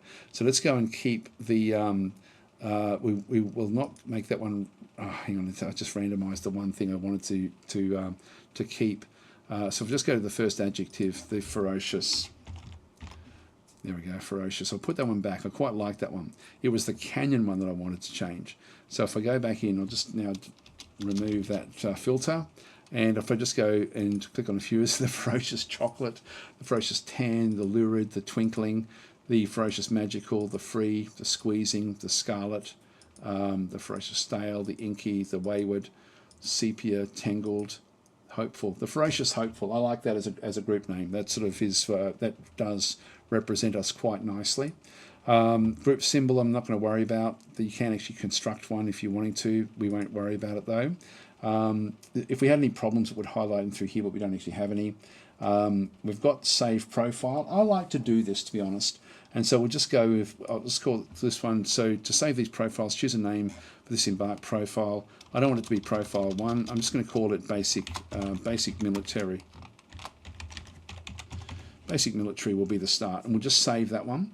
What will then that will mean is that if I want to start another one, I can just go and click on that one and start with that particular one. I can go to any game as well and use that as my starting point. And if I find that, look, I really should have done something else, I can still bring it up and then just go back and re-edit the dwarves or whatever else I need to do to sort of bring myself in with a different group of how they sort of operate. Okay, we're ready to embark. That's pretty much all we need to do. But it is worth saving those profiles. So we'll embark. It's now preparing the map. And we can see we've got 3 hostiles on the map at this point in time. We actually have we can sort of see that we're looking down, like there's a bit of a slope that runs down through this river. The river runs out this way, and we're just on the side of the river in through this other side. We have the different dead things in through here. We've got jaguars, as mentioned, back into this other side, and so Skulls Earths is the one that we actually have. We're just going to click on OK. Again, always check to make sure it's not running because we have a lot to do at the start of this. So I will actually, what I might do is I might take a bit of a break myself, and then I'll come back in and we'll start the actual game itself, and I'll then sort of start to, so I'll keep it all in this one session, but we'll just get sort of our first establishment of the things we have to do, and when we're playing one of these sort of very, very difficult biomes. Anyway, I'll be right back. Okay, let's now get started. We've got 3 hostiles on the map at this point in time. Let's just see what they are. 3 Raven corpses. Not going to worry us too much as long as we can get our military into action. So we need to get that established right from the very, very start. Organising the squads and getting your military sorted can be fairly intricate. So just be aware of that. So I'm just going to go through the steps on what we need to do with that one. We'll just go straight back. They're in the top corner. They may not even fly down to where we are at this point in time. Let's have a little bit of a look at the topography back and through here again as well. We're looking at like a lower area through here. If I just sort of go underground a little bit, that there is the river. So we've got the river sort of coursing its way through under here, and it looks like it sort of then extends across through here. So we can see a bit of ice. This will eventually like thaw because we're now at the start of, we're in early spring of the year 300. We have approximates of how much we've actually taken with us with seeds, meats, etc., etc. We need to get these into a safe spot as fast as we possibly can. Now, we don't know how far down the aquifer starts, but what we need to do is we really need to operate quickly from here. We need to get the horses or whatever animals that came with us to draw the actual wagon. We need to get them underground as fast as we can as well, just so that they're protected. What we don't want them is something attacking them and killing them on the outside. And we need to actually establish a military very, very quickly to protect everything we've got. And we need to do that on pretty much as the first thing that we do with this sort of start. With a normal start, you don't need to worry about it. But in our case, we do. So the steps for setting up your military, the first thing you have to do is you've got down in the bottom right-hand corner here, you've got like a squad sidebar. And we will be making use of this. But when I go and click on that one, if I go and open it up, you must appoint a militia commander to create your first squad, like a squad. That's the first thing we have to then go and do. And so what we're going to do is we're going to come back down to here to our nobles and administrators menu and click on that one. That will then bring up the various positions in the fortress. Now, Erath is our expedition leader. So he's actually in charge. He's sort of almost like a mini mayor, but only of 7 dwarves. Militia commander, we have to allocate one of these. We want these to be one of our peasants, one of our military dwarves anyway. So the militia commander, we just go and click on plus, and so we have a woodworker, farmer, expedition leader, and then the 3 peasants. I tend to just pick the top one. It tends to sort of sort things out by what it thinks will be the best thing, but we've got no relevant skills. That's not going to matter much. So we'll go with Moldath the peasant. So he will become our militia commander. So we click on him, and that's all we need to do to establish the start of what we have to then go and do. Press escape, and we now can create a new squad. Because we've got the first of our militia commanders, we don't have to do this sort of in the same way if we create secondary squads, which we may or may not do. But in this first squad, I need to go and create a new squad. We're going to be using metal armor. I can create my own style of armor, but I don't need to. Metal armor will then satisfy everything we need to do with what we brought. So I'm just going to go and click on metal armor. So this is actually now what we actually have. We've got the moral diamonds with 1 character in it. No special orders, Routine is off duty. This is the critical thing, or one of the critical things we need to change. I'll show you what that is in just a minute. First thing we want to do is add the other two members to the military. So click on the character icon through here. So Moldath is our first one that we've actually got established. We're then going to go to position number 2. And we just go back to, and we can see through here that we've got the miner was just a novice fighter, but the other two peasants, one's a hammer dwarf, one's a spear dwarf. So Rakust will come in. So we just go and click on Rakust, and I can keep on things going. Now, DFHack does give me other types of settings as to how good or bad they are at different things. And I can go through and see these and sort by melee effectiveness, ranged effectiveness, whether they're a good teacher, stress levels, arrival order, all sorts of different things to sort of see how they perform if I wanted to. This is DFHack again. The base game doesn't have that. So we're just going to go to the competent spear dwarf, back and through here. And that's all we need to do. Just right click, we'll then close it. I can also toggle different filters, you know, like, so we don't include other squads. Again, DFHack to the rescue. DFHack makes everything so much easier. So we just go and leave that one where that is. And so we now actually have 3 in our military. That's step 1. So we've now got the military established in terms of the personnel. Go back to the squads, because all of the squad management is done from this little screen in here. What we need to do is we need to change a few things. If we go and click the tick next to the actual squad itself, actually what I might do is I might just change the look of it. Choose a symbol for the squad, and this is the Moral Diamonds is actually the name. We can also change the name if we're wanting to. The symbol, I tend to like to do something that's like either a spear or a triangle type thing. Let's just go and create like a spear, and we can then sort of change the symbol color. And so the symbol color I'll use like maybe a red, and then the background color I'll make that into like a more of a dull sort of orange or something. That's a bit too much. Maybe go back this way a little bit. That'll do. So that's a symbol for the Moral Diamonds. I can change the name as well if I'm wanting to. I'll just go and click on Done. If I change the name in through here, again, I can randomize this ones. So the Moral Diamonds, let's just go and click some random ones. Cobalt Flags, the Bold Gloves, the Mute Vessels, the Crude Rooms, the Tomes of Fate. Actually, Fate wasn't too bad. The Mysterious Gates, the Contained Knives. So that's actually, I don't mind that one. Let's just go that way. That's the name of the squad. So at the moment, we've got no special orders, but the routine that we have to change. And so the routine we're going to change across, if I go and click on the tick next to it, that's now selected the actual squad itself. I then actually have squad orders down the bottom. We have specific orders across here, including a go back and just do nothing type order, or cancel the current orders. But we also then have equipment orders, and we need to change something in here. So we'll just go and do that one next. And what this is we've already assigned the metal armor to each of the characters, which is fine. But we want to just change a few little things. And so if I go and click on the assign uniform, it's just going to be metal armor.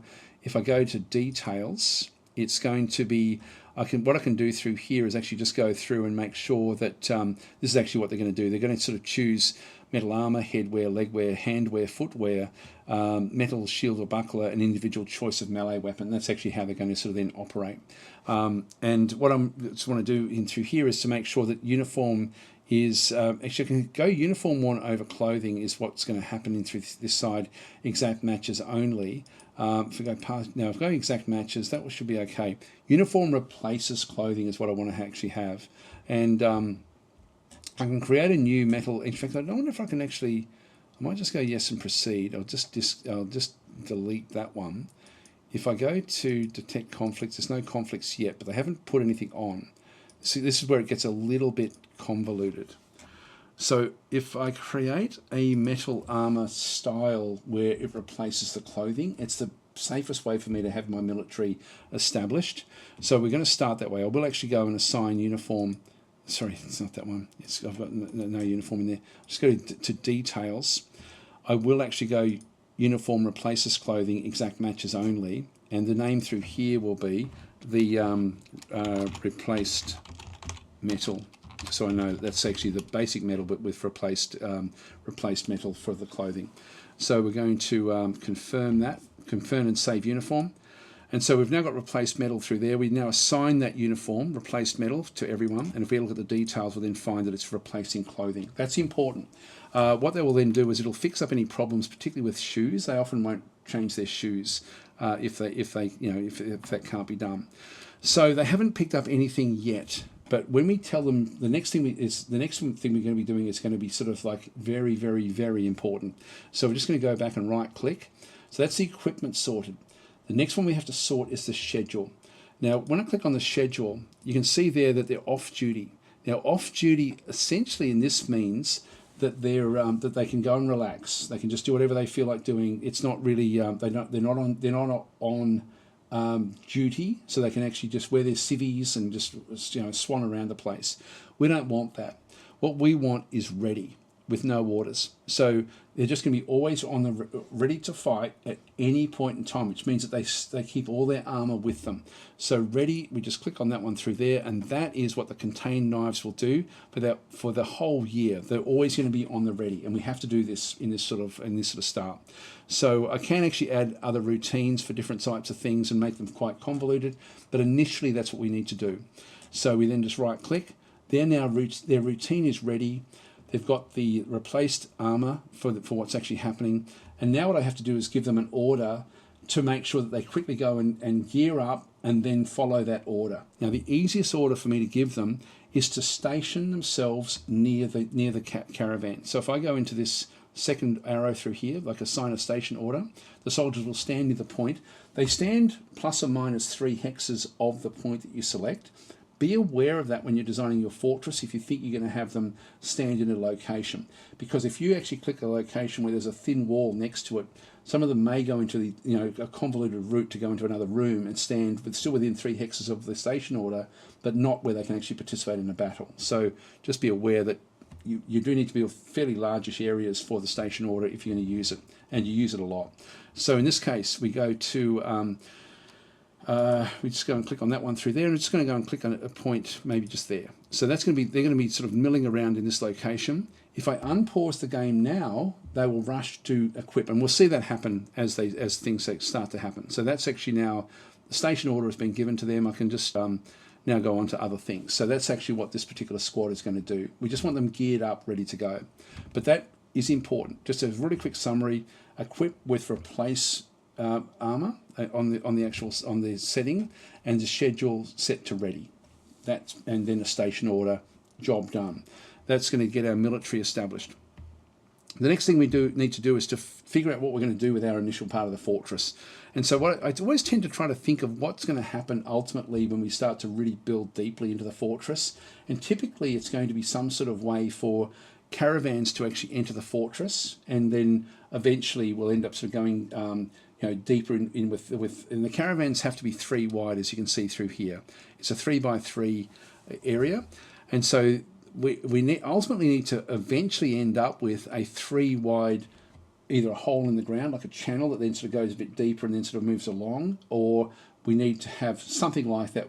So I always try to think of in terms of that at the very, very start.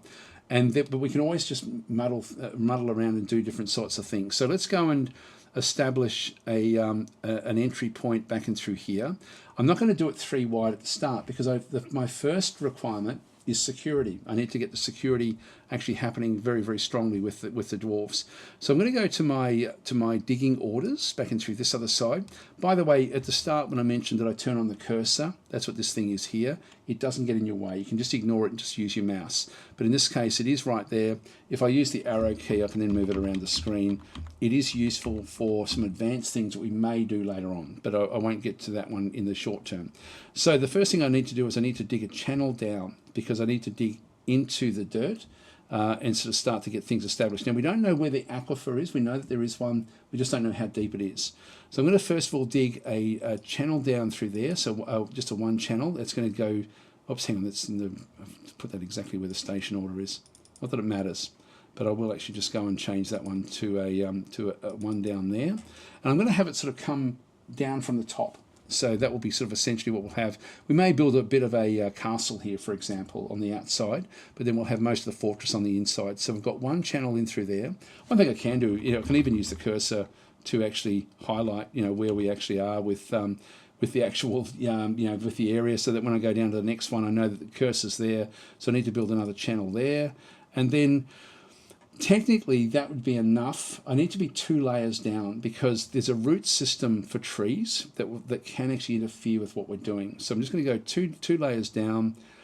That gives me this layer here. Hopefully this is not the actual aquifer. And then we'll start to build a corridor across. And just to see how we go. I need to get an area where I can actually establish doors initially. Doors aren't perfect, but they will help just to get us established, just to get us fairly secure. I'll then just go back down, and then we'll make it, say, 3 wide, which will be the width of the caravan. And we'll just have that one sort of come in and then maybe veer off as well. I'll have it come in fairly deep.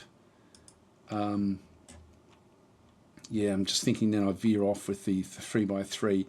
Initially, and you'll see, like, this is for the caravan eventually. Now, maybe I don't even need to do more than that at this early start. So that will get my 2 miners working.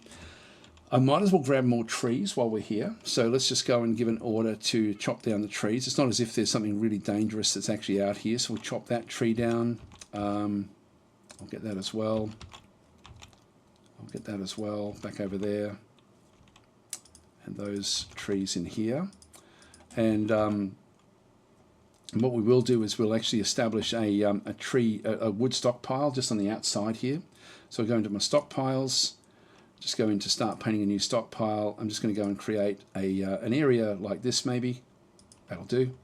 And accept the stockpile and just make it that one for wood. So we'll just make that one a wood stockpile.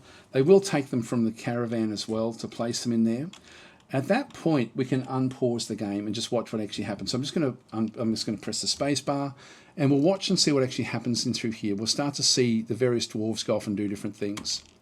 They all rush to the fortress or to the wagon, and they then start to do different things. And if we have a look and see what's happening with these guys, you'll see that they're in a state of various states of undress as they equip themselves. This can be quite fun to sort of watch them as they get all their equipment. In this case, we've got miners that will then start to pick up equipment and then go off up into here. Watch this. There we go. That's now looks like they're all pretty good with what they're doing. And then they'll wander off from here, from the wagon, up into this location. Somebody's taken on this order to take this one out, and we've got this one flashing as well. So this the woodcutter's going to come back down. Dig. He's now going to be digging deeper. Just double check that he's digging deeper again. I do want to find where the aquifer is, because that's going to dictate a lot. Now, this is a fire clay wall. Let's just keep on going.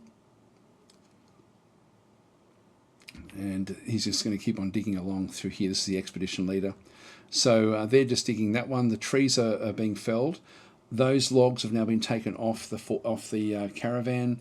These guys are now back in position. And let's have a quick look at, if we go back to squads again and go to equipment, we can now see that everything is satisfied with what they have. We've got green lights everywhere. So it looks like I think I brought 6 of the boots and 6 gauntlets. I'll just see if that is what I had to do. If I go back to the actual, this is the wagon with all the stuff still on it. And if we just see if there's any more gauntlets left over, I'm guessing there won't be. I'm guessing we needed to have one for each limb. Different things that we've got in through. Yeah, that's good. So all of the weaponry has been taken up, and so we have green lights across the equipment, which means that they are fully decked out in their armor. They are ready to go. And so even if I now, I won't change it just yet, but I can eventually let them just go off duty, and it's probably a good test for me to do that run right now. So if they've got the station order, let's relieve them from the station order. By the way, if we go and choose Rekus the Hammer Dwarf, we can then sort of see the items that he actually has. Copper shield. He's got the copper warhammer because that's his preferred weapon. Copper high boots, one on each foot. The mail shirt, which we chose for him. He's then got a water skin, a dwarven wine water skin, which is made out of giant hedgehog leather. And so he's got dwarven wine inside that. So he's poured himself some wine for the flask. This allows him to stay on station orders and to stay in the field for combat. He's got copper greaves on his lower body. He's got the copper left gauntlet and right gauntlet on both hands, and he's got his copper helm. He's also wearing his giant white stalk leather backpack, and he's got prepared moose lung, as he's just got a couple of lumps of meat inside his backpack. And so that's his food, his drink, and he's ready to go. So that's actually all we need to do. The thing we now need to test is, will he drop all that if he goes off station? So it's a bit of a test to make sure that we've set all of this other stuff up correctly. So the routine is ready, but they're actually told to do something militarily with station. I'm going to now click on this one through here with that one still selected. Just go and click on that one. No special orders, but the routine is still ready. If I now unpause the game, see how we're no longer seeing the weapon, but he didn't leave it in the dirt or anything. If we go and have a look and see what he's actually got, the items are that is strapped to the upper body, the shield is strapped to the upper body. So he's now put that away. Perfect. This is exactly what we want. We want them to be able to react very, very quickly to any sort of threat. So let's just go back underground and just watch what's happening. So they're now building this little area. I would like to find out how far down we have to go. Now, we've missed this one in through here, unfortunately. What I'm going to do is, quite often I find that I really need to have the miners going a bit crazy here with different sorts of things. So I'm going to tell both miners that they're only to mine. So if I go across into the work orders menu, sorry, not work orders, the labor menu, and click on this one through here, we have actually work details. So the miners at the moment, only selected miners will do it, and these are both selected in through here. We've got Dumat, which is the proficient miner, which is our main miner, but Aerith is the one that's actually down underneath doing stuff. So I don't know what Dumat is doing. He's probably taking things out of the wagon or something like that. What I want to do is I want to make sure that they are only mining, because we've got a lot of work to do. So we're going to set at least Dumat to only mine. I'm going to click on that one through there, and so he is now set to, that's his only job. I can do that with other things as well. What I tend to do in this particular one is I've got miners, woodcutters. Again, I've got one set to wood cutting. See how there's also a fisher dwarf? The farmer is set for fishing. I don't want anyone hunting, so I'm going to have nobody does that. So nobody is actually selected for that particular one.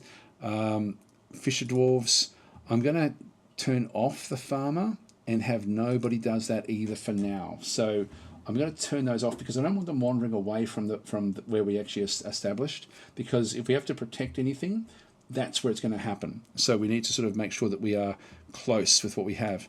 Plant gatherers, nobody's going to do that either at this stage. Actually, I might still do everyone does this actually, and I'll leave the others where they actually are. So these, we can add more work orders down the track, but they're the important ones. Getting at least one miner to be dedicated for mining, that should be enough, I think. So Dumat the miner will be the one. Woodcutters, really, it's going to be, we've got one skilled woodcutter. She's the only one really set to do it. Only the selected will do that one. So I'll get her to keep on cutting down more wood, just so we've got more of it around. And I think what we might do now is actually see if we can find the way down. So unfortunately what I needed this out of here. You'll see in a minute why. Where's Dumat? If we go and actually find where Dumat actually is. So Dumat is the miner is storing an item in the stockpile. If we go and have a look and see where he is trying to go to the stockpile. Where is Dumat? Yeah, I'm not seeing him anywhere. He's possibly on the way back with a piece of wood. That's Dishab the farmer. But there's the woodcutter again, just heading off. There he is. Dumat is, and so we can see that he's hauling apricot wood logs in. If we go to the items, that's what he's hauling. So he's hauling the wood logs. He will then move up, drop those wood logs off, and now he will go down and start to do the mining as well. So we're getting close to getting where we need to be. I do want to find out if we have, where the actual aquifer is. So let's actually dig down even deeper, and this will be enough for us to get established. So I'm going to go and dig another channel, and I'm going to start with the channels, and if this one works, then I can actually start to make this a turning point to go even deeper. So let's just go and make a channel there, and wherever I find the aquifer, I'm going to have to then sort of figure out a way of dealing with that a bit separately. I don't want to go deeper than the aquifer, but I do want to find it. So again, I'll just go where that is, go next to it, just keep on channeling down, and we'll just see when we get there. Now, it will give me a warning. We've got a few different things. We've got, so Erdem and Rakusk have become peasants because they are no longer required for the military, even though they're still decked out in military stuff. They became the military back in through there as well. So, so that was when we first established things. Let's just keep things going. I'll just watch down the bottom through here. Here we come. So he's going to be faster. Now, we've got this established. We have to now secure the fortress. So the next thing we want to be doing is to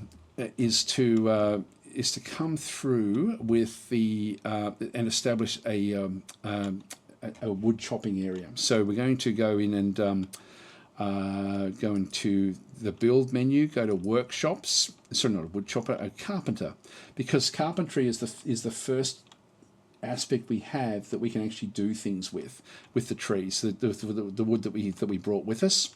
So we're going to build a carpenter at the top end of this. We'll eventually pull this one down, and I can just use any of these things, whichever's closest. So we'll just go to the nether cap logs, back and through there. I'll talk a bit more about this fairly soon. We also want to have a stockpile, a big stockpile ultimately in through here, but we'll sort of figure out where things actually are to start with. So click on existing stockpile, select it, or hang on, we just need to go and click on plus. I'm just going to go and create like a big stockpile in through this other side. We'll need to grow this over time. So click the play area to paint the stockpile. We'll just go accept. And this one's going to be a catch-all for everything that's up above. So we're just going to go to all. And then we're going to go to custom, because we also don't really need it for wood at this stage. We may again at some other point. What it does when we go to custom, we can see it's going to take absolutely everything except for corpses and refuge. So we'll have to sort of do something with those as well. That should be outside. But everything else is in there, including wood. And I don't want wood. So I'm just going to click on wood and go none at this stage. So just so we don't bring any wood into this one. And probably stone as well, to be honest, because as we start to find stone, we don't want any stone coming into this particular one. So I'll just go none next to all of the different types of stone. So eventually we'll end up, we've already got a wood stockpile outside. This will be a catch-all to bring all the other stuff in from outside to keep it secure. We will actually build this as well. What else do we need? There's a few little things that we are going to be requiring in through this other side as well. I'll just let them start to bring things in, and then we'll sort of figure out what to do with them after that. So we'll figure out where this aquifer actually is. So I'll just now right-click, and away we go. Just looking for what happens. Now, here we go. Now, we've got digging designation cancelled, damp stone located. They've actually hit the aquifer already. So if we go and actually have a look and see where that one actually was, it was here. We went down one layer, and that's all we got to. It's just one layer down. And then they cancelled the next channel, and they got cancelled the next channel as well. So we know that there's actually, it's this layer here. Sorry, not that one. If I go to the dig menu, we can see that there's actually now a... this is actually aquifer that we actually have. So we happen to be right on the top of the aquifer there. That will fill up with water. And it's not a bad thing, actually. So what I might do is I might actually make this into a little water source, just a tiny little one. I want it to be reasonably deep. So what I'm just going to do with this is go and establish. I'm just going to dig down. In fact, I might even dig a little bit more than what I need. So let's just go and dig channels there. Yeah, that will actually be okay. I could actually even dig the channels in here as well. That way we'll end up with water in through this other side. Let's go that way. So as they dig, they'll dig now into the actual aquifer. And we can see with the double dots, and this one got cancelled as well because it was designated as damp stone. I do need to find out where this is. I can actually override it again with DF hack. I've got like a mark for uninterrupted digging through damp or warm tiles if I need to. In this case, I don't really need to, but I will actually just dig one more layers of channels in through this other side. So we'll dig that one out. And this will then fill up with water, and this can be quite useful to us. Might just go and dig out this area as well, I think. Let's just go and dig that just so we can sort of see. In fact, I'll dig a channel here and here as well. So I'll just dig across there with the channels. That's then just going to give us a bit of access into deeper locations. Okay, that's now been established. Let's go and dig one more channel down even further, because we want to find out if there's anything even deeper down this way. So we're now in this little hole, and you can see there, this is actually just damp, but it's not, doesn't have the actual aquifer. I think we've only got one layer of aquifer to deal with, which is actually really cool. Let's just go and just test this by doing one more layer of channeling. So it's damp because of the water above it with the one drop that's coming in. You can see it's not overwhelming at this point in time. I'll just keep on digging, and we're into rock. Okay, this is cool. All right, that works, and I did need to dig that little area as well. He should be able to climb his way actually out, I think. What's that? That's a downward slope there, but we don't have a downward slope here. He may be stuck a little bit. If he ends up being stuck, we'll be told that that's a problem. Oh, there we go. Yeah, one group of citizens is stranded. So in this case, what we want to be doing is I've actually gone and channeled over the top of the existing channels. This is one of my mistakes. I'm going to dig. Which way shall I do it? This is the only layer we have to really concern ourselves with, ultimately. So we're very lucky because it's only one layer of aquifer. It can be more. So we have one group of citizens is stranded. It is the miner Dumat is not able to move off that location.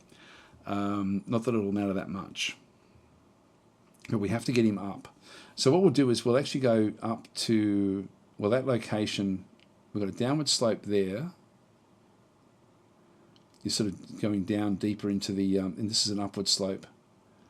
So I need to actually so I've got the downward slope there. I need to then make an upward slope in through here. So I can actually dig a ramp up. So I'll dig that up there. So he should be able to reach that one, I hope. It's open space. Oh, it's a downward slope there. Maybe that will still work. Let's just see if we can actually do it. And then that will actually make him so that he comes out over through here. There he goes. And if we now just right click, he's no longer locked in there. And you can see there we're now starting to get water coming into this location, and that's fine. We'll just let that actually happen.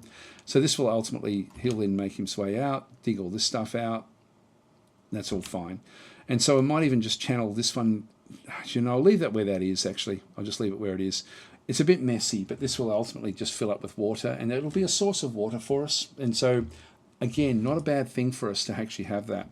So he has now done what he has to do, which means that if we are going to now tackle the aquifer and actually go down through it, we can deal with that a different way. But what we're going to do is, first of all, have like the caravan now veer off in this direction and then come around, and we'll set up with maybe an entry point down over through here. I want it to be fairly deep inside inside where we are. The carpenter's workshop has now been established. So the first thing we want to do in through here is to go and set new task. There's two things, or a few things I want to get right from the very, very start. I want to make first of all, I want to make a door. So a wooden door. I might make two of those, just so I've got two. So they're the first two things, and a hatch cover as well. So set new task, because I've got a channel outside, and I want to just make sure I've got that one covered as well. That will just give us a little bit of security in the fortress. Let's now just go and start to dig the rest of this area around the outside edge. So just go and dig out this area, then this area, just for the caravans to sort of then come back through, and then we'll actually have the entry point over through here somewhere. So we'll end up with a corridor that runs this way and into a location. I'll make it so that we end up with a staircase in here. So I'll just go and create like a location through there. And we'll then start to figure out the staircase down through the aquifer layer. Now, when we have a look at the aquifer, what type of aquifer is it? It's a damp peat wall. If it was sandstone or limestone or some sort of stone, we'd be able to smooth it, and that would stop the aquifer. But this is not. This is peat. So if I try to, for example, with the peat aquifer that I've got through here, if I go into this smoothing area and double click on that one, it's not going to take to it because it's not stone. So I can't actually get rid of the aquifer through smoothing, which is a good way to do it. And quite often you'll find that it's not actually aquifer, it'll be some sort of soil that is the problem, and this is exactly what we've got. Now, what are you doing in there? I'm not sure what he's actually doing in that side, but he can still get out. So we need to start to build a staircase down through that layer, down into the rock layer. So we'll keep this happening where that actually is, but we'll start to get this thing planned. So we're just now going to go to stairs. I like stairs through aquifers for the simple reason that we don't have to worry about the roof at all. We just worry about going straight down. So let's go and build a staircase from there.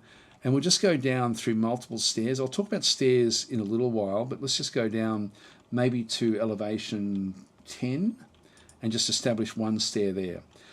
If I establish one, I can then sort of do other things, but we're going to now we're going to have the problem of actually getting the damp designation actually firing in, and so I'm going to go and click on this mark for uninterrupted digging through damp or warm tiles.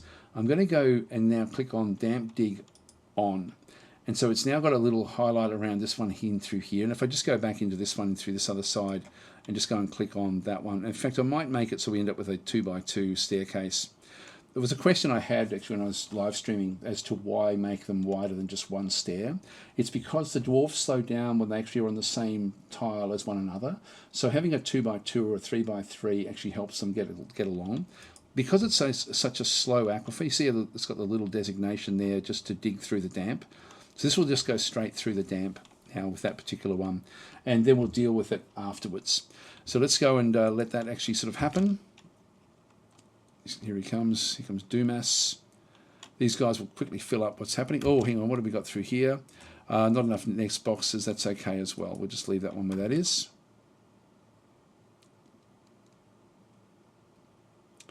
Now I've still got 3 hostiles. I'm just keeping an eye on what we're seeing up through that other side. So the military is helping. Now these guys in through here, I can just go back to this one here and just repaint this stockpile and make it a lot bigger. So I'll make it all the way down to here. And we'll make it into here as well. This is just temporary, but this will allow me to start to bring the things in from the top. So we're getting less and less things in the actual wagon itself, and ultimately what we want to do is we want to disassemble the wagon as well. So let's just go and get that one done. So we've still got a fair bit of stuff in through here. There's still a lot that we have to bring inside. So we need a biggish area for all of this. The horses and everything are still outside. That's all okay. We'll just leave all that where that is. Let's all come in. We're still building doors. Okay, if we go and have a look inside here, we've got an nether cap door in through that side. I'm going to now place a door here. So I'm just going to go and go back to my build menu, go back to doors and hatches. I'm just going to go to door. I'm just going to place one there. Now I've got 2 nether cap doors. I'll place one there and I'll place another one just so I've got like a bit of a backup plan. In fact, I'm going to place it here. So we've ending up with a door, maybe even down this way. So let's just go and place the next door down that side. Doors and hatches, door, and just place it there. Nether cap door. Now I should also have the hatch, and I want to bring that to the outside edge. So I'll just go and place doors and hatches, go to the hatch, click on top of where we actually are. Oh, hang on, we haven't made the hatch cover yet. Now that's, I thought we had. Oh no, it's still being made. Okay, someone will make that one fairly soon. So we're making the stairs. Now we go through the aquifer here, and because we designated that one to not worry about it, we've got this one. Now, to fix the aquifer, let's just do that one really, really quickly. We've only got one layer of aquifer. Again, if I just go and click on the dig tool, we've only got one droplet, which means it's just damp because it was damp from above. Up above here, we're now seeing we've got level 1 water. See how slow it is? This gets level 7 is you can drown in it, basically. Level 3, you won't work in it. Level 1 and 2, you will work sloshing around in the water, sort of up to waist depth, essentially. So with this one through here, we're going to now go and dig out where the aquifer is, which is these double droplets. A heavy aquifer will have 3 droplets, but in this case we want to then, if we're a light aquifer, the easiest way for us to do this is to dig out these areas in through here and just create like a fat cross around the staircase. So we'll just go and do that. Wait for that to come in. Again, I'm not too worried about how long this is going to take. There we go. That's all done. So we now have the fat cross. The aquifer leaks from the sides and also from above. If we channel out underneath an aquifer, like if we actually, on this layer here, if we built a channel along this way, the aquifer above would actually leak down into that location. So we can't have that. So we need to actually have it so we so we don't build underneath an aquifer, and that we block the sideways, the orthogonal direction of the actual tiles that are the aquifer tiles that are up through here. So if we have a look at this one through here, we've got these which are all going to be leaking, but they're all going to be leaking orthogonally, and so all I need to do is just block these 8 locations that I had just established. So I go into this one through here. I've got constructions. I'm going to click on walls. So I'm just going to create walls and through here. And I'm going to go and keep on building after placement. And so I'm just going to go and click on one side. Now I've got like 53 apricot wood logs, so I'll just use that one. Let's go all. That's all 2 of them. This one as well. Do that one. Apricot. I'll just make them all the same, just so that they're nice and neat. You don't have to. There is a planning mode which we'll get to as well. And that one through there. Apricot wood logs. There we go. And so that's now going to be built, and that will then block the aquifer. We're not going to have problems. This one will fill up, and that's fine. We can then use that to get water for different things. So once that gets full, but this one here will actually then stay where it actually is. So that's going to be fine. We get past there, past this sort of silty clay, and then we're into rock, dolomite rock. And so we'll just keep on going down a little bit deeper through the dolomite rock to this bottom layer, and then we'll figure out what to do at this point in time. I'll probably do that in the next, start that one in the next episode, I think. Yeah, maybe. I'm not sure. I don't know how I'll go in this particular one. There's still a lot of work to be done. All right, so that's now been established. The other thing I did want to bring down is the horses and have them inside, them in particular, but the other things as well. I'll just let the miners finish off digging what they're doing. There's the hatch cover. So let's now go and place the hatch cover above. So go into here, doors and hatches. By the way, you have to lock them to stop anything from coming through. So we've got the apricot wood hatch cover back up the other side and through that side. And that's all looking pretty good. So we'll just let that one establish. Going down and digging more. The Doomit must be still working on the on these areas. We've found some clusters, some gems. We're nearly at the bottom there of the staircase. Now you can see there we're starting to get these walls. There's a bit of dampness in there. We'll just slosh that one. It may go down through the rocks as well. Just got one more to place, and then we're through. That was a really easy aquifer. So you can see a light aquifer is not a problem at all, and we're ultimately going to end up with a water source just off to the side of this location. Ultimately, that will then fill up with water. So not a problem at all for us. Still bringing things in. We'll just go back to this area, and we've now dug out all of this stuff as well. So I'm just going to go in and repaint the stockpile there and there for now. And I'm going to now create a pen for my horses down in here. So this is actually where I want the horses to come. They're going to starve, so we don't have much time to find a solution for them. So this has to be done, once we actually bring them down here, we have limited time. So we're going to go, I mean, it's not urgent, but we do need to get them away from the outside. But we do need to find a cavern layer with moss in it to then be able to allow the moss to then grow and allow the horses to live. So first of all, now just going to go and create I just should point out what I'm doing. I'm over through here where I'm placing zones to establish meeting areas, pastures, and more. Now, there's a few things we have to set up in through here. And the first one is really just to set up this pen and pasture. So I click on that one, pen and pasture back and through this other side. I'm just going to create a small area in here. So that will be okay. We'll accept. And then we can add the animals to it. Select animals to be placed in this pasture. I'm going to select everything because I want everything from outside. So the turkeys as well as the 2 horses. But the horses will starve, the turkeys won't. I'll explain that when we start to sort of go a bit deeper into the fortress. Okay, so we're now down through the aquifer, we're down into rock, and we're now making it, see how there's a bit of, we've got a little bit of water coming back in. Just double check. Oh, we've hit a second aquifer. All right, we've got ourselves, this is a sandstone aquifer. Oh, this is perfect. This is absolutely perfect for the simple reason that this is stone, and I can now show the other way of fixing up an aquifer. Now I had set this one to not trigger the I might just turn that one back to off. This could be quite deep. So we're going to, first of all, just going to smoothing, and we're going to smooth just the ones that we've opened up. So just those in through there. This could feel faster than I hope, for the simple reason that I didn't actually look to see what I was doing. So we'll go and get those smoothed, and then that will finish off that aquifer.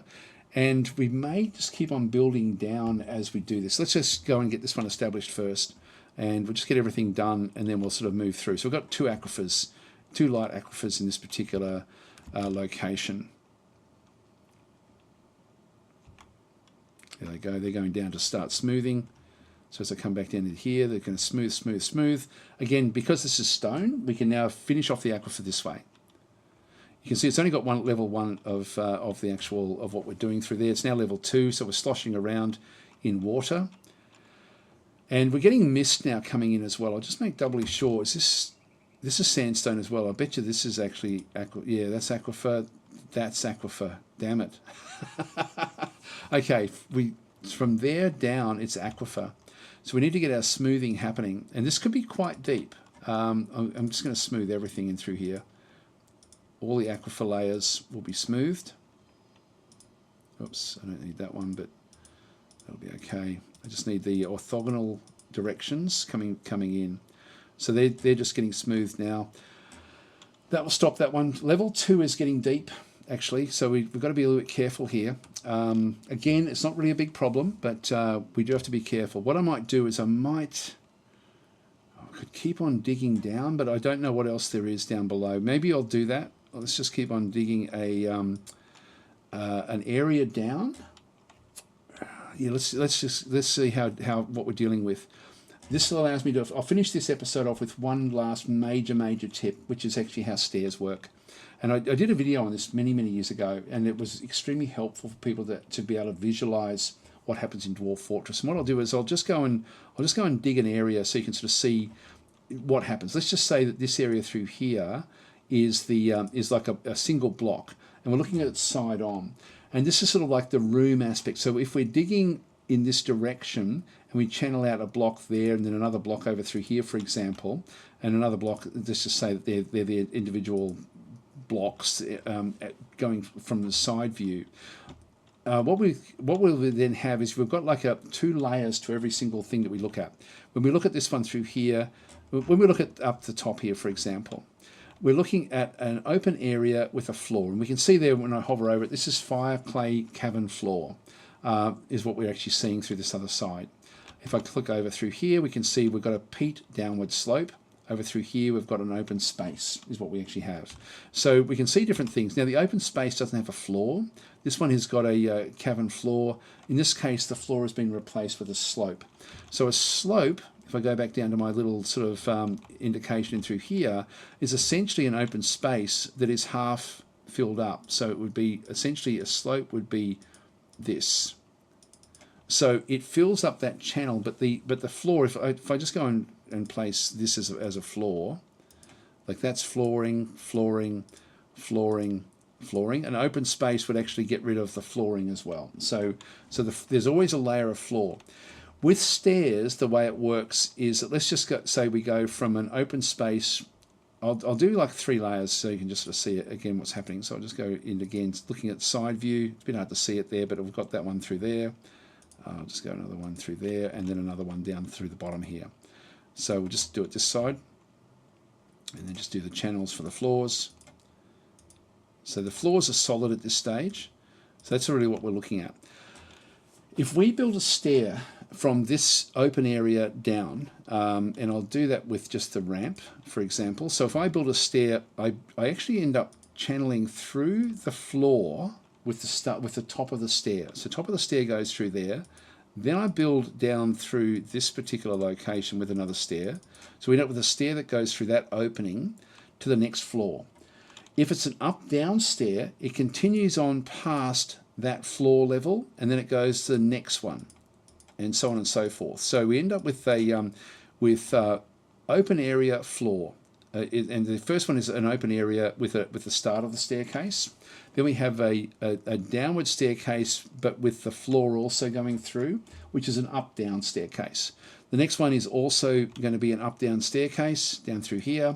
The next one, let's not dig through the floor. And so if we go into this other side and through here, we then end up with a staircase, which is just an upward staircase. And so when we look at our staircases, we've got to think of it in those three terms: down stair, up down stair, and up stair. And it's a bit complex, but I'll just get rid of that now because we don't need that anymore. But that's essentially what's happening from the side angle. So I hope that with that little bit of information, when we see it, we'll see at the very, very top of this, we have downstairs, which means we've got an open area above it and a stair that goes through the floor.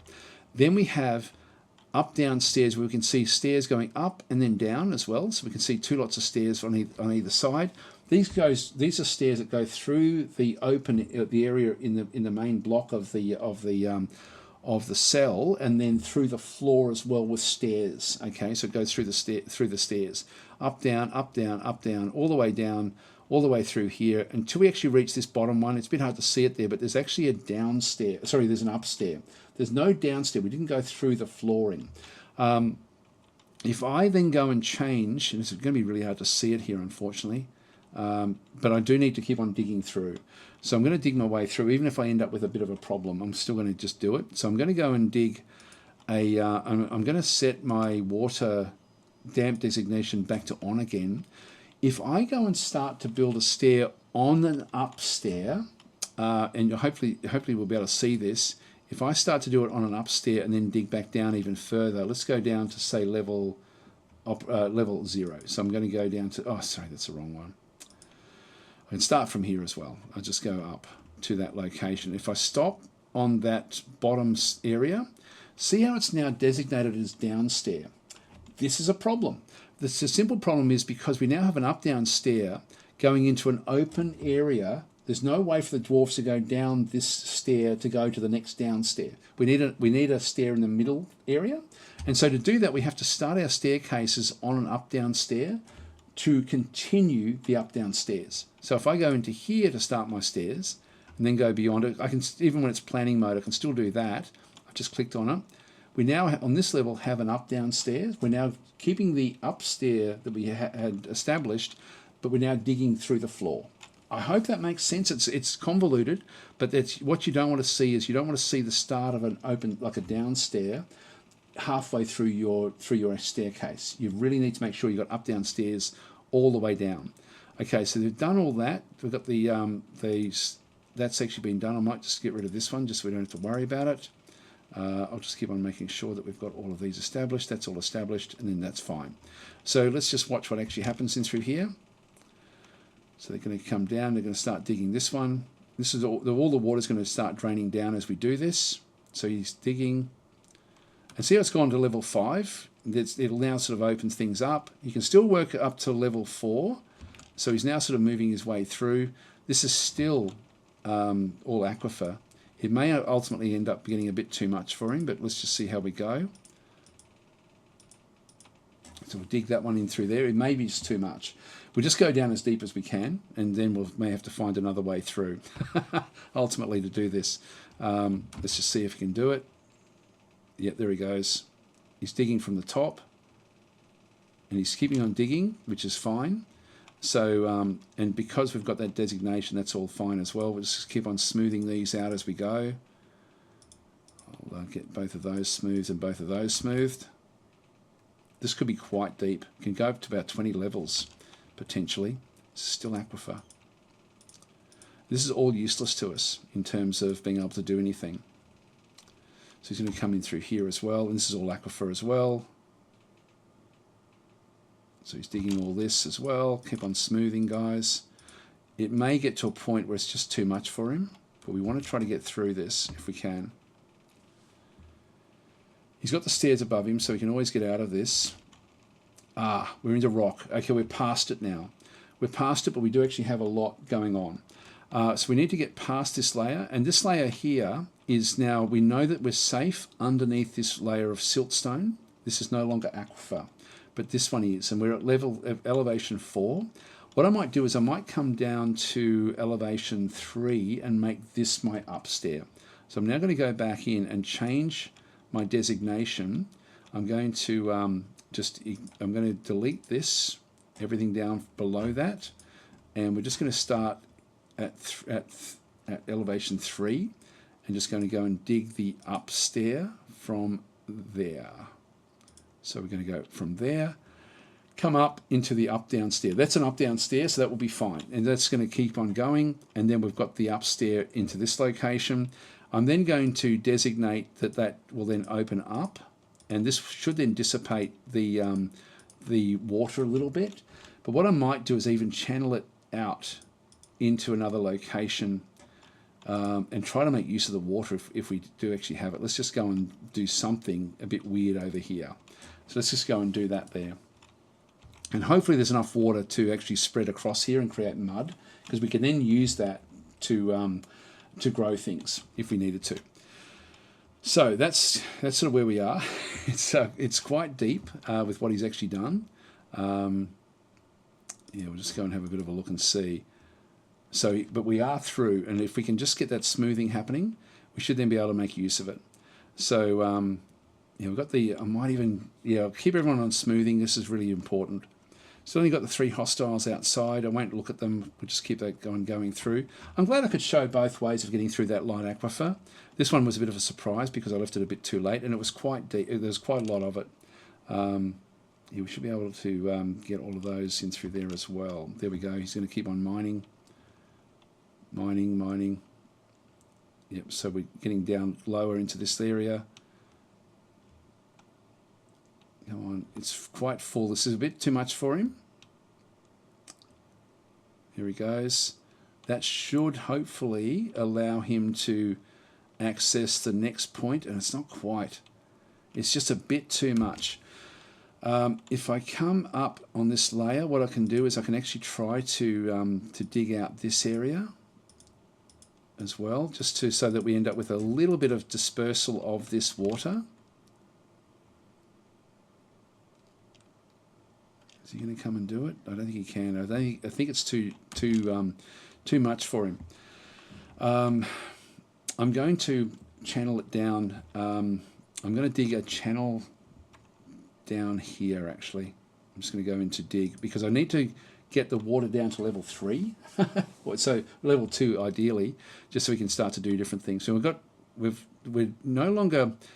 already smoothed this out, which means that this is no longer an aquifer. And so you can see through here, this is damp because of the aquifer above it in the corner, but these aren't aquifers. So I'm actually safe to go straight down from here. So I'm just going to do that one with I'll do it with a channel. I'll do it there as well. I'll do it there and do it there, do it there, do it there. And what that will then end up doing is it will end up creating what I wanted to have here anyway. So I'll just allow that to happen. Yeah, here they come. And this will then help to spread that water out. So we're now getting level 2s, which will then open up and allow this to be built further. Does that make sense? So we've got to a point where the aquifer filled up the staircase to level 3 and 4, which they won't work in, but they will work in level 2. And so we've now got it down to level 2 because we spread the water out into this region. And so we've now sort of spread it into here. This is now all just damp because it's damp. I'm just going to turn that off again now because I no longer need to be worrying about the damp designation. We've got that established. I can now that I've got that established, I can actually just get rid of all of these other designations that I'd set up in this region. So we'll just go and do that because the actual designations in here should drain in, but we hopefully will now have enough to be able to do what we need to do. There we go. And now this is now full of water, which will then create mud. So this will be now the bottom of the start of the bottom of the fortress. So we dig into there, and unfortunately there's not enough water to have come all the way through into here. But that's okay. And we do actually, I just need to go and dig this little area out. But that's, yeah, we didn't quite get enough water in here to dig this out. In fact, what I might do is I might, oh, look, I'll still leave it where that is. That's actually going to be okay. Oh, there's 9 hostiles outside. I might leave this episode here. We'll just see what we're dealing with. Crows, lots and lots of them. Okay, they're all at the top of the map. Let's have a look and see if they're anywhere else. Yeah, they're all congregated at the top. So there's nothing, again, nothing much really for us to concern ourselves with. Even if they attack, these are all undead, raven corpses. I'll be able to get my military to deal with that. That's not a major threat. We will get other threats, I'm sure of it, fairly soon. There's another one. Yeah, they're all just floating around, flying above the ground. But they're a long, long way away from where we have established ourselves. So we've now got a hatch on the outside. We've taken everything in except for the wood now, so this is actually good. We've even we're probably now pretty full with what we've done through here. No, we've still got a little bit there. We've got the animals in through here, but they'll start to starve, and we'll get a message down in this little DF hack symbol area as well, just to let us know what's actually going on. But this is actually we've made a good start here for what we need to do. Now, ultimately, the doors aren't secure, so we are going to have to do other things to secure the fortress. And I'm thinking I actually end up coming down past this area and making this zone the start of the actual fortress. And in actual fact, we could even do what we need to do in from here.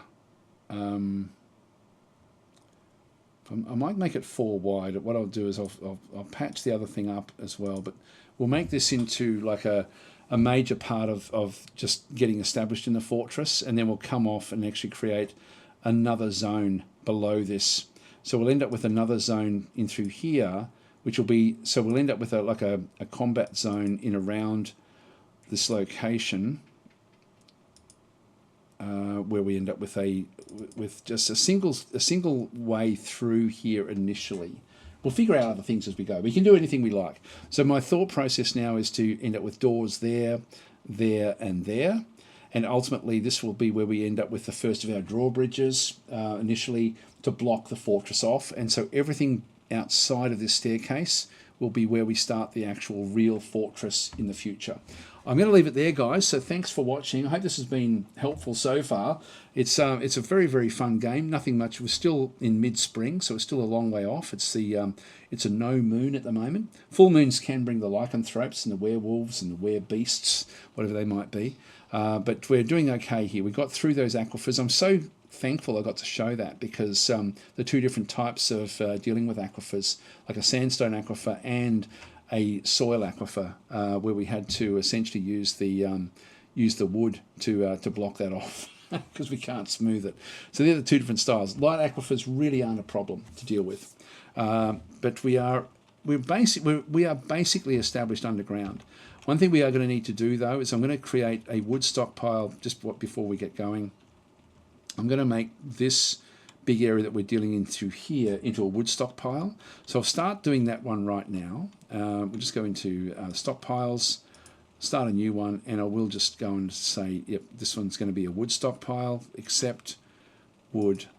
And I can then just go up to the very top of the fortress. Now, if I press F1, it's going to take me to where we started. Oh, there's one other thing we have to do, and I'll do that before we go. We need to like where the wagon was is our default meeting place. The dwarves will go there to sit around if they've got nothing much to do. And so if we've got dwarves that really don't have a job, they will go outside and sit around in here as a meeting place. We don't want that. The wagon was the meeting place. We need to establish one. And so even if I just establish one on the bottom of the staircase as an example, that will at least get started. So I can sort of start in through here with a meeting place in here. And so I can just go back into my pens, meeting area. The first one we establish is the default one, accept, and now we have an unnamed meeting hall. That's all we need to do. So let's just go and do that, and then we'll start the fortress proper underneath this zone. Now we must be getting close to caverns. We've come through a long way down with those aquifers. So we probably have to find a way around the cavern layer at some point. We'll test that out in the next episode. Anyway, guys, thanks for watching. Hope that was helpful and informative. And please like and subscribe if you do like this sort of content. And as I say, this is a tutorial, but still useful for new players, but certainly going to be more geared towards these more difficult starts, just so you sort of get a bit of a feel for what to do. At this point in time, if we end up with anything that can smash open doors, we're in trouble. We're in a lot of trouble at this point in time. So we do need to end up with a way of, we'll end up with a drawbridge at the top of the fortress as well, up and through here, ultimately. So I will actually just, while we're here as well, add new task. We know that we need more doors. There's a few things we need. We need doors, initially. So let's get a few more of these. These are wooden doors, are just as strong as stone doors, by the way. And we're going to also then just get some beds. I might as well just get the few of the things that I need. And we could even get bins. Like I'll just get a couple, like a bin or two. That'll do. We've got a fair bit of wood outside, and I might even just go and get them to chop down even more wood, just so we can always just come back out and get it. It's relatively safe at the moment, so let's just go and chop that down. I don't want to go too far up the other side. But let's just get things so we can always just go back and grab more wood from the outside. We're going to have to find the caverns fairly soon anyway. There's a bee, so we can actually get honey as well at some point. Anyway, I'm going to leave it there, guys. Thanks for watching. I can just keep on playing and playing this game. It's one of these games that you just don't get sick of playing. But we'll leave it there and we'll come back in. So we got through to mid-spring. Everyone's secure. Military is established. Aquifers are conquered. I hope. I hope there's not a third one. There can be a third one, but I don't think there will be. We're a fair way down now with that sandstone aquifer. Yeah, we'll just sort of continue on from there. So thanks for watching, and I'll catch you next time.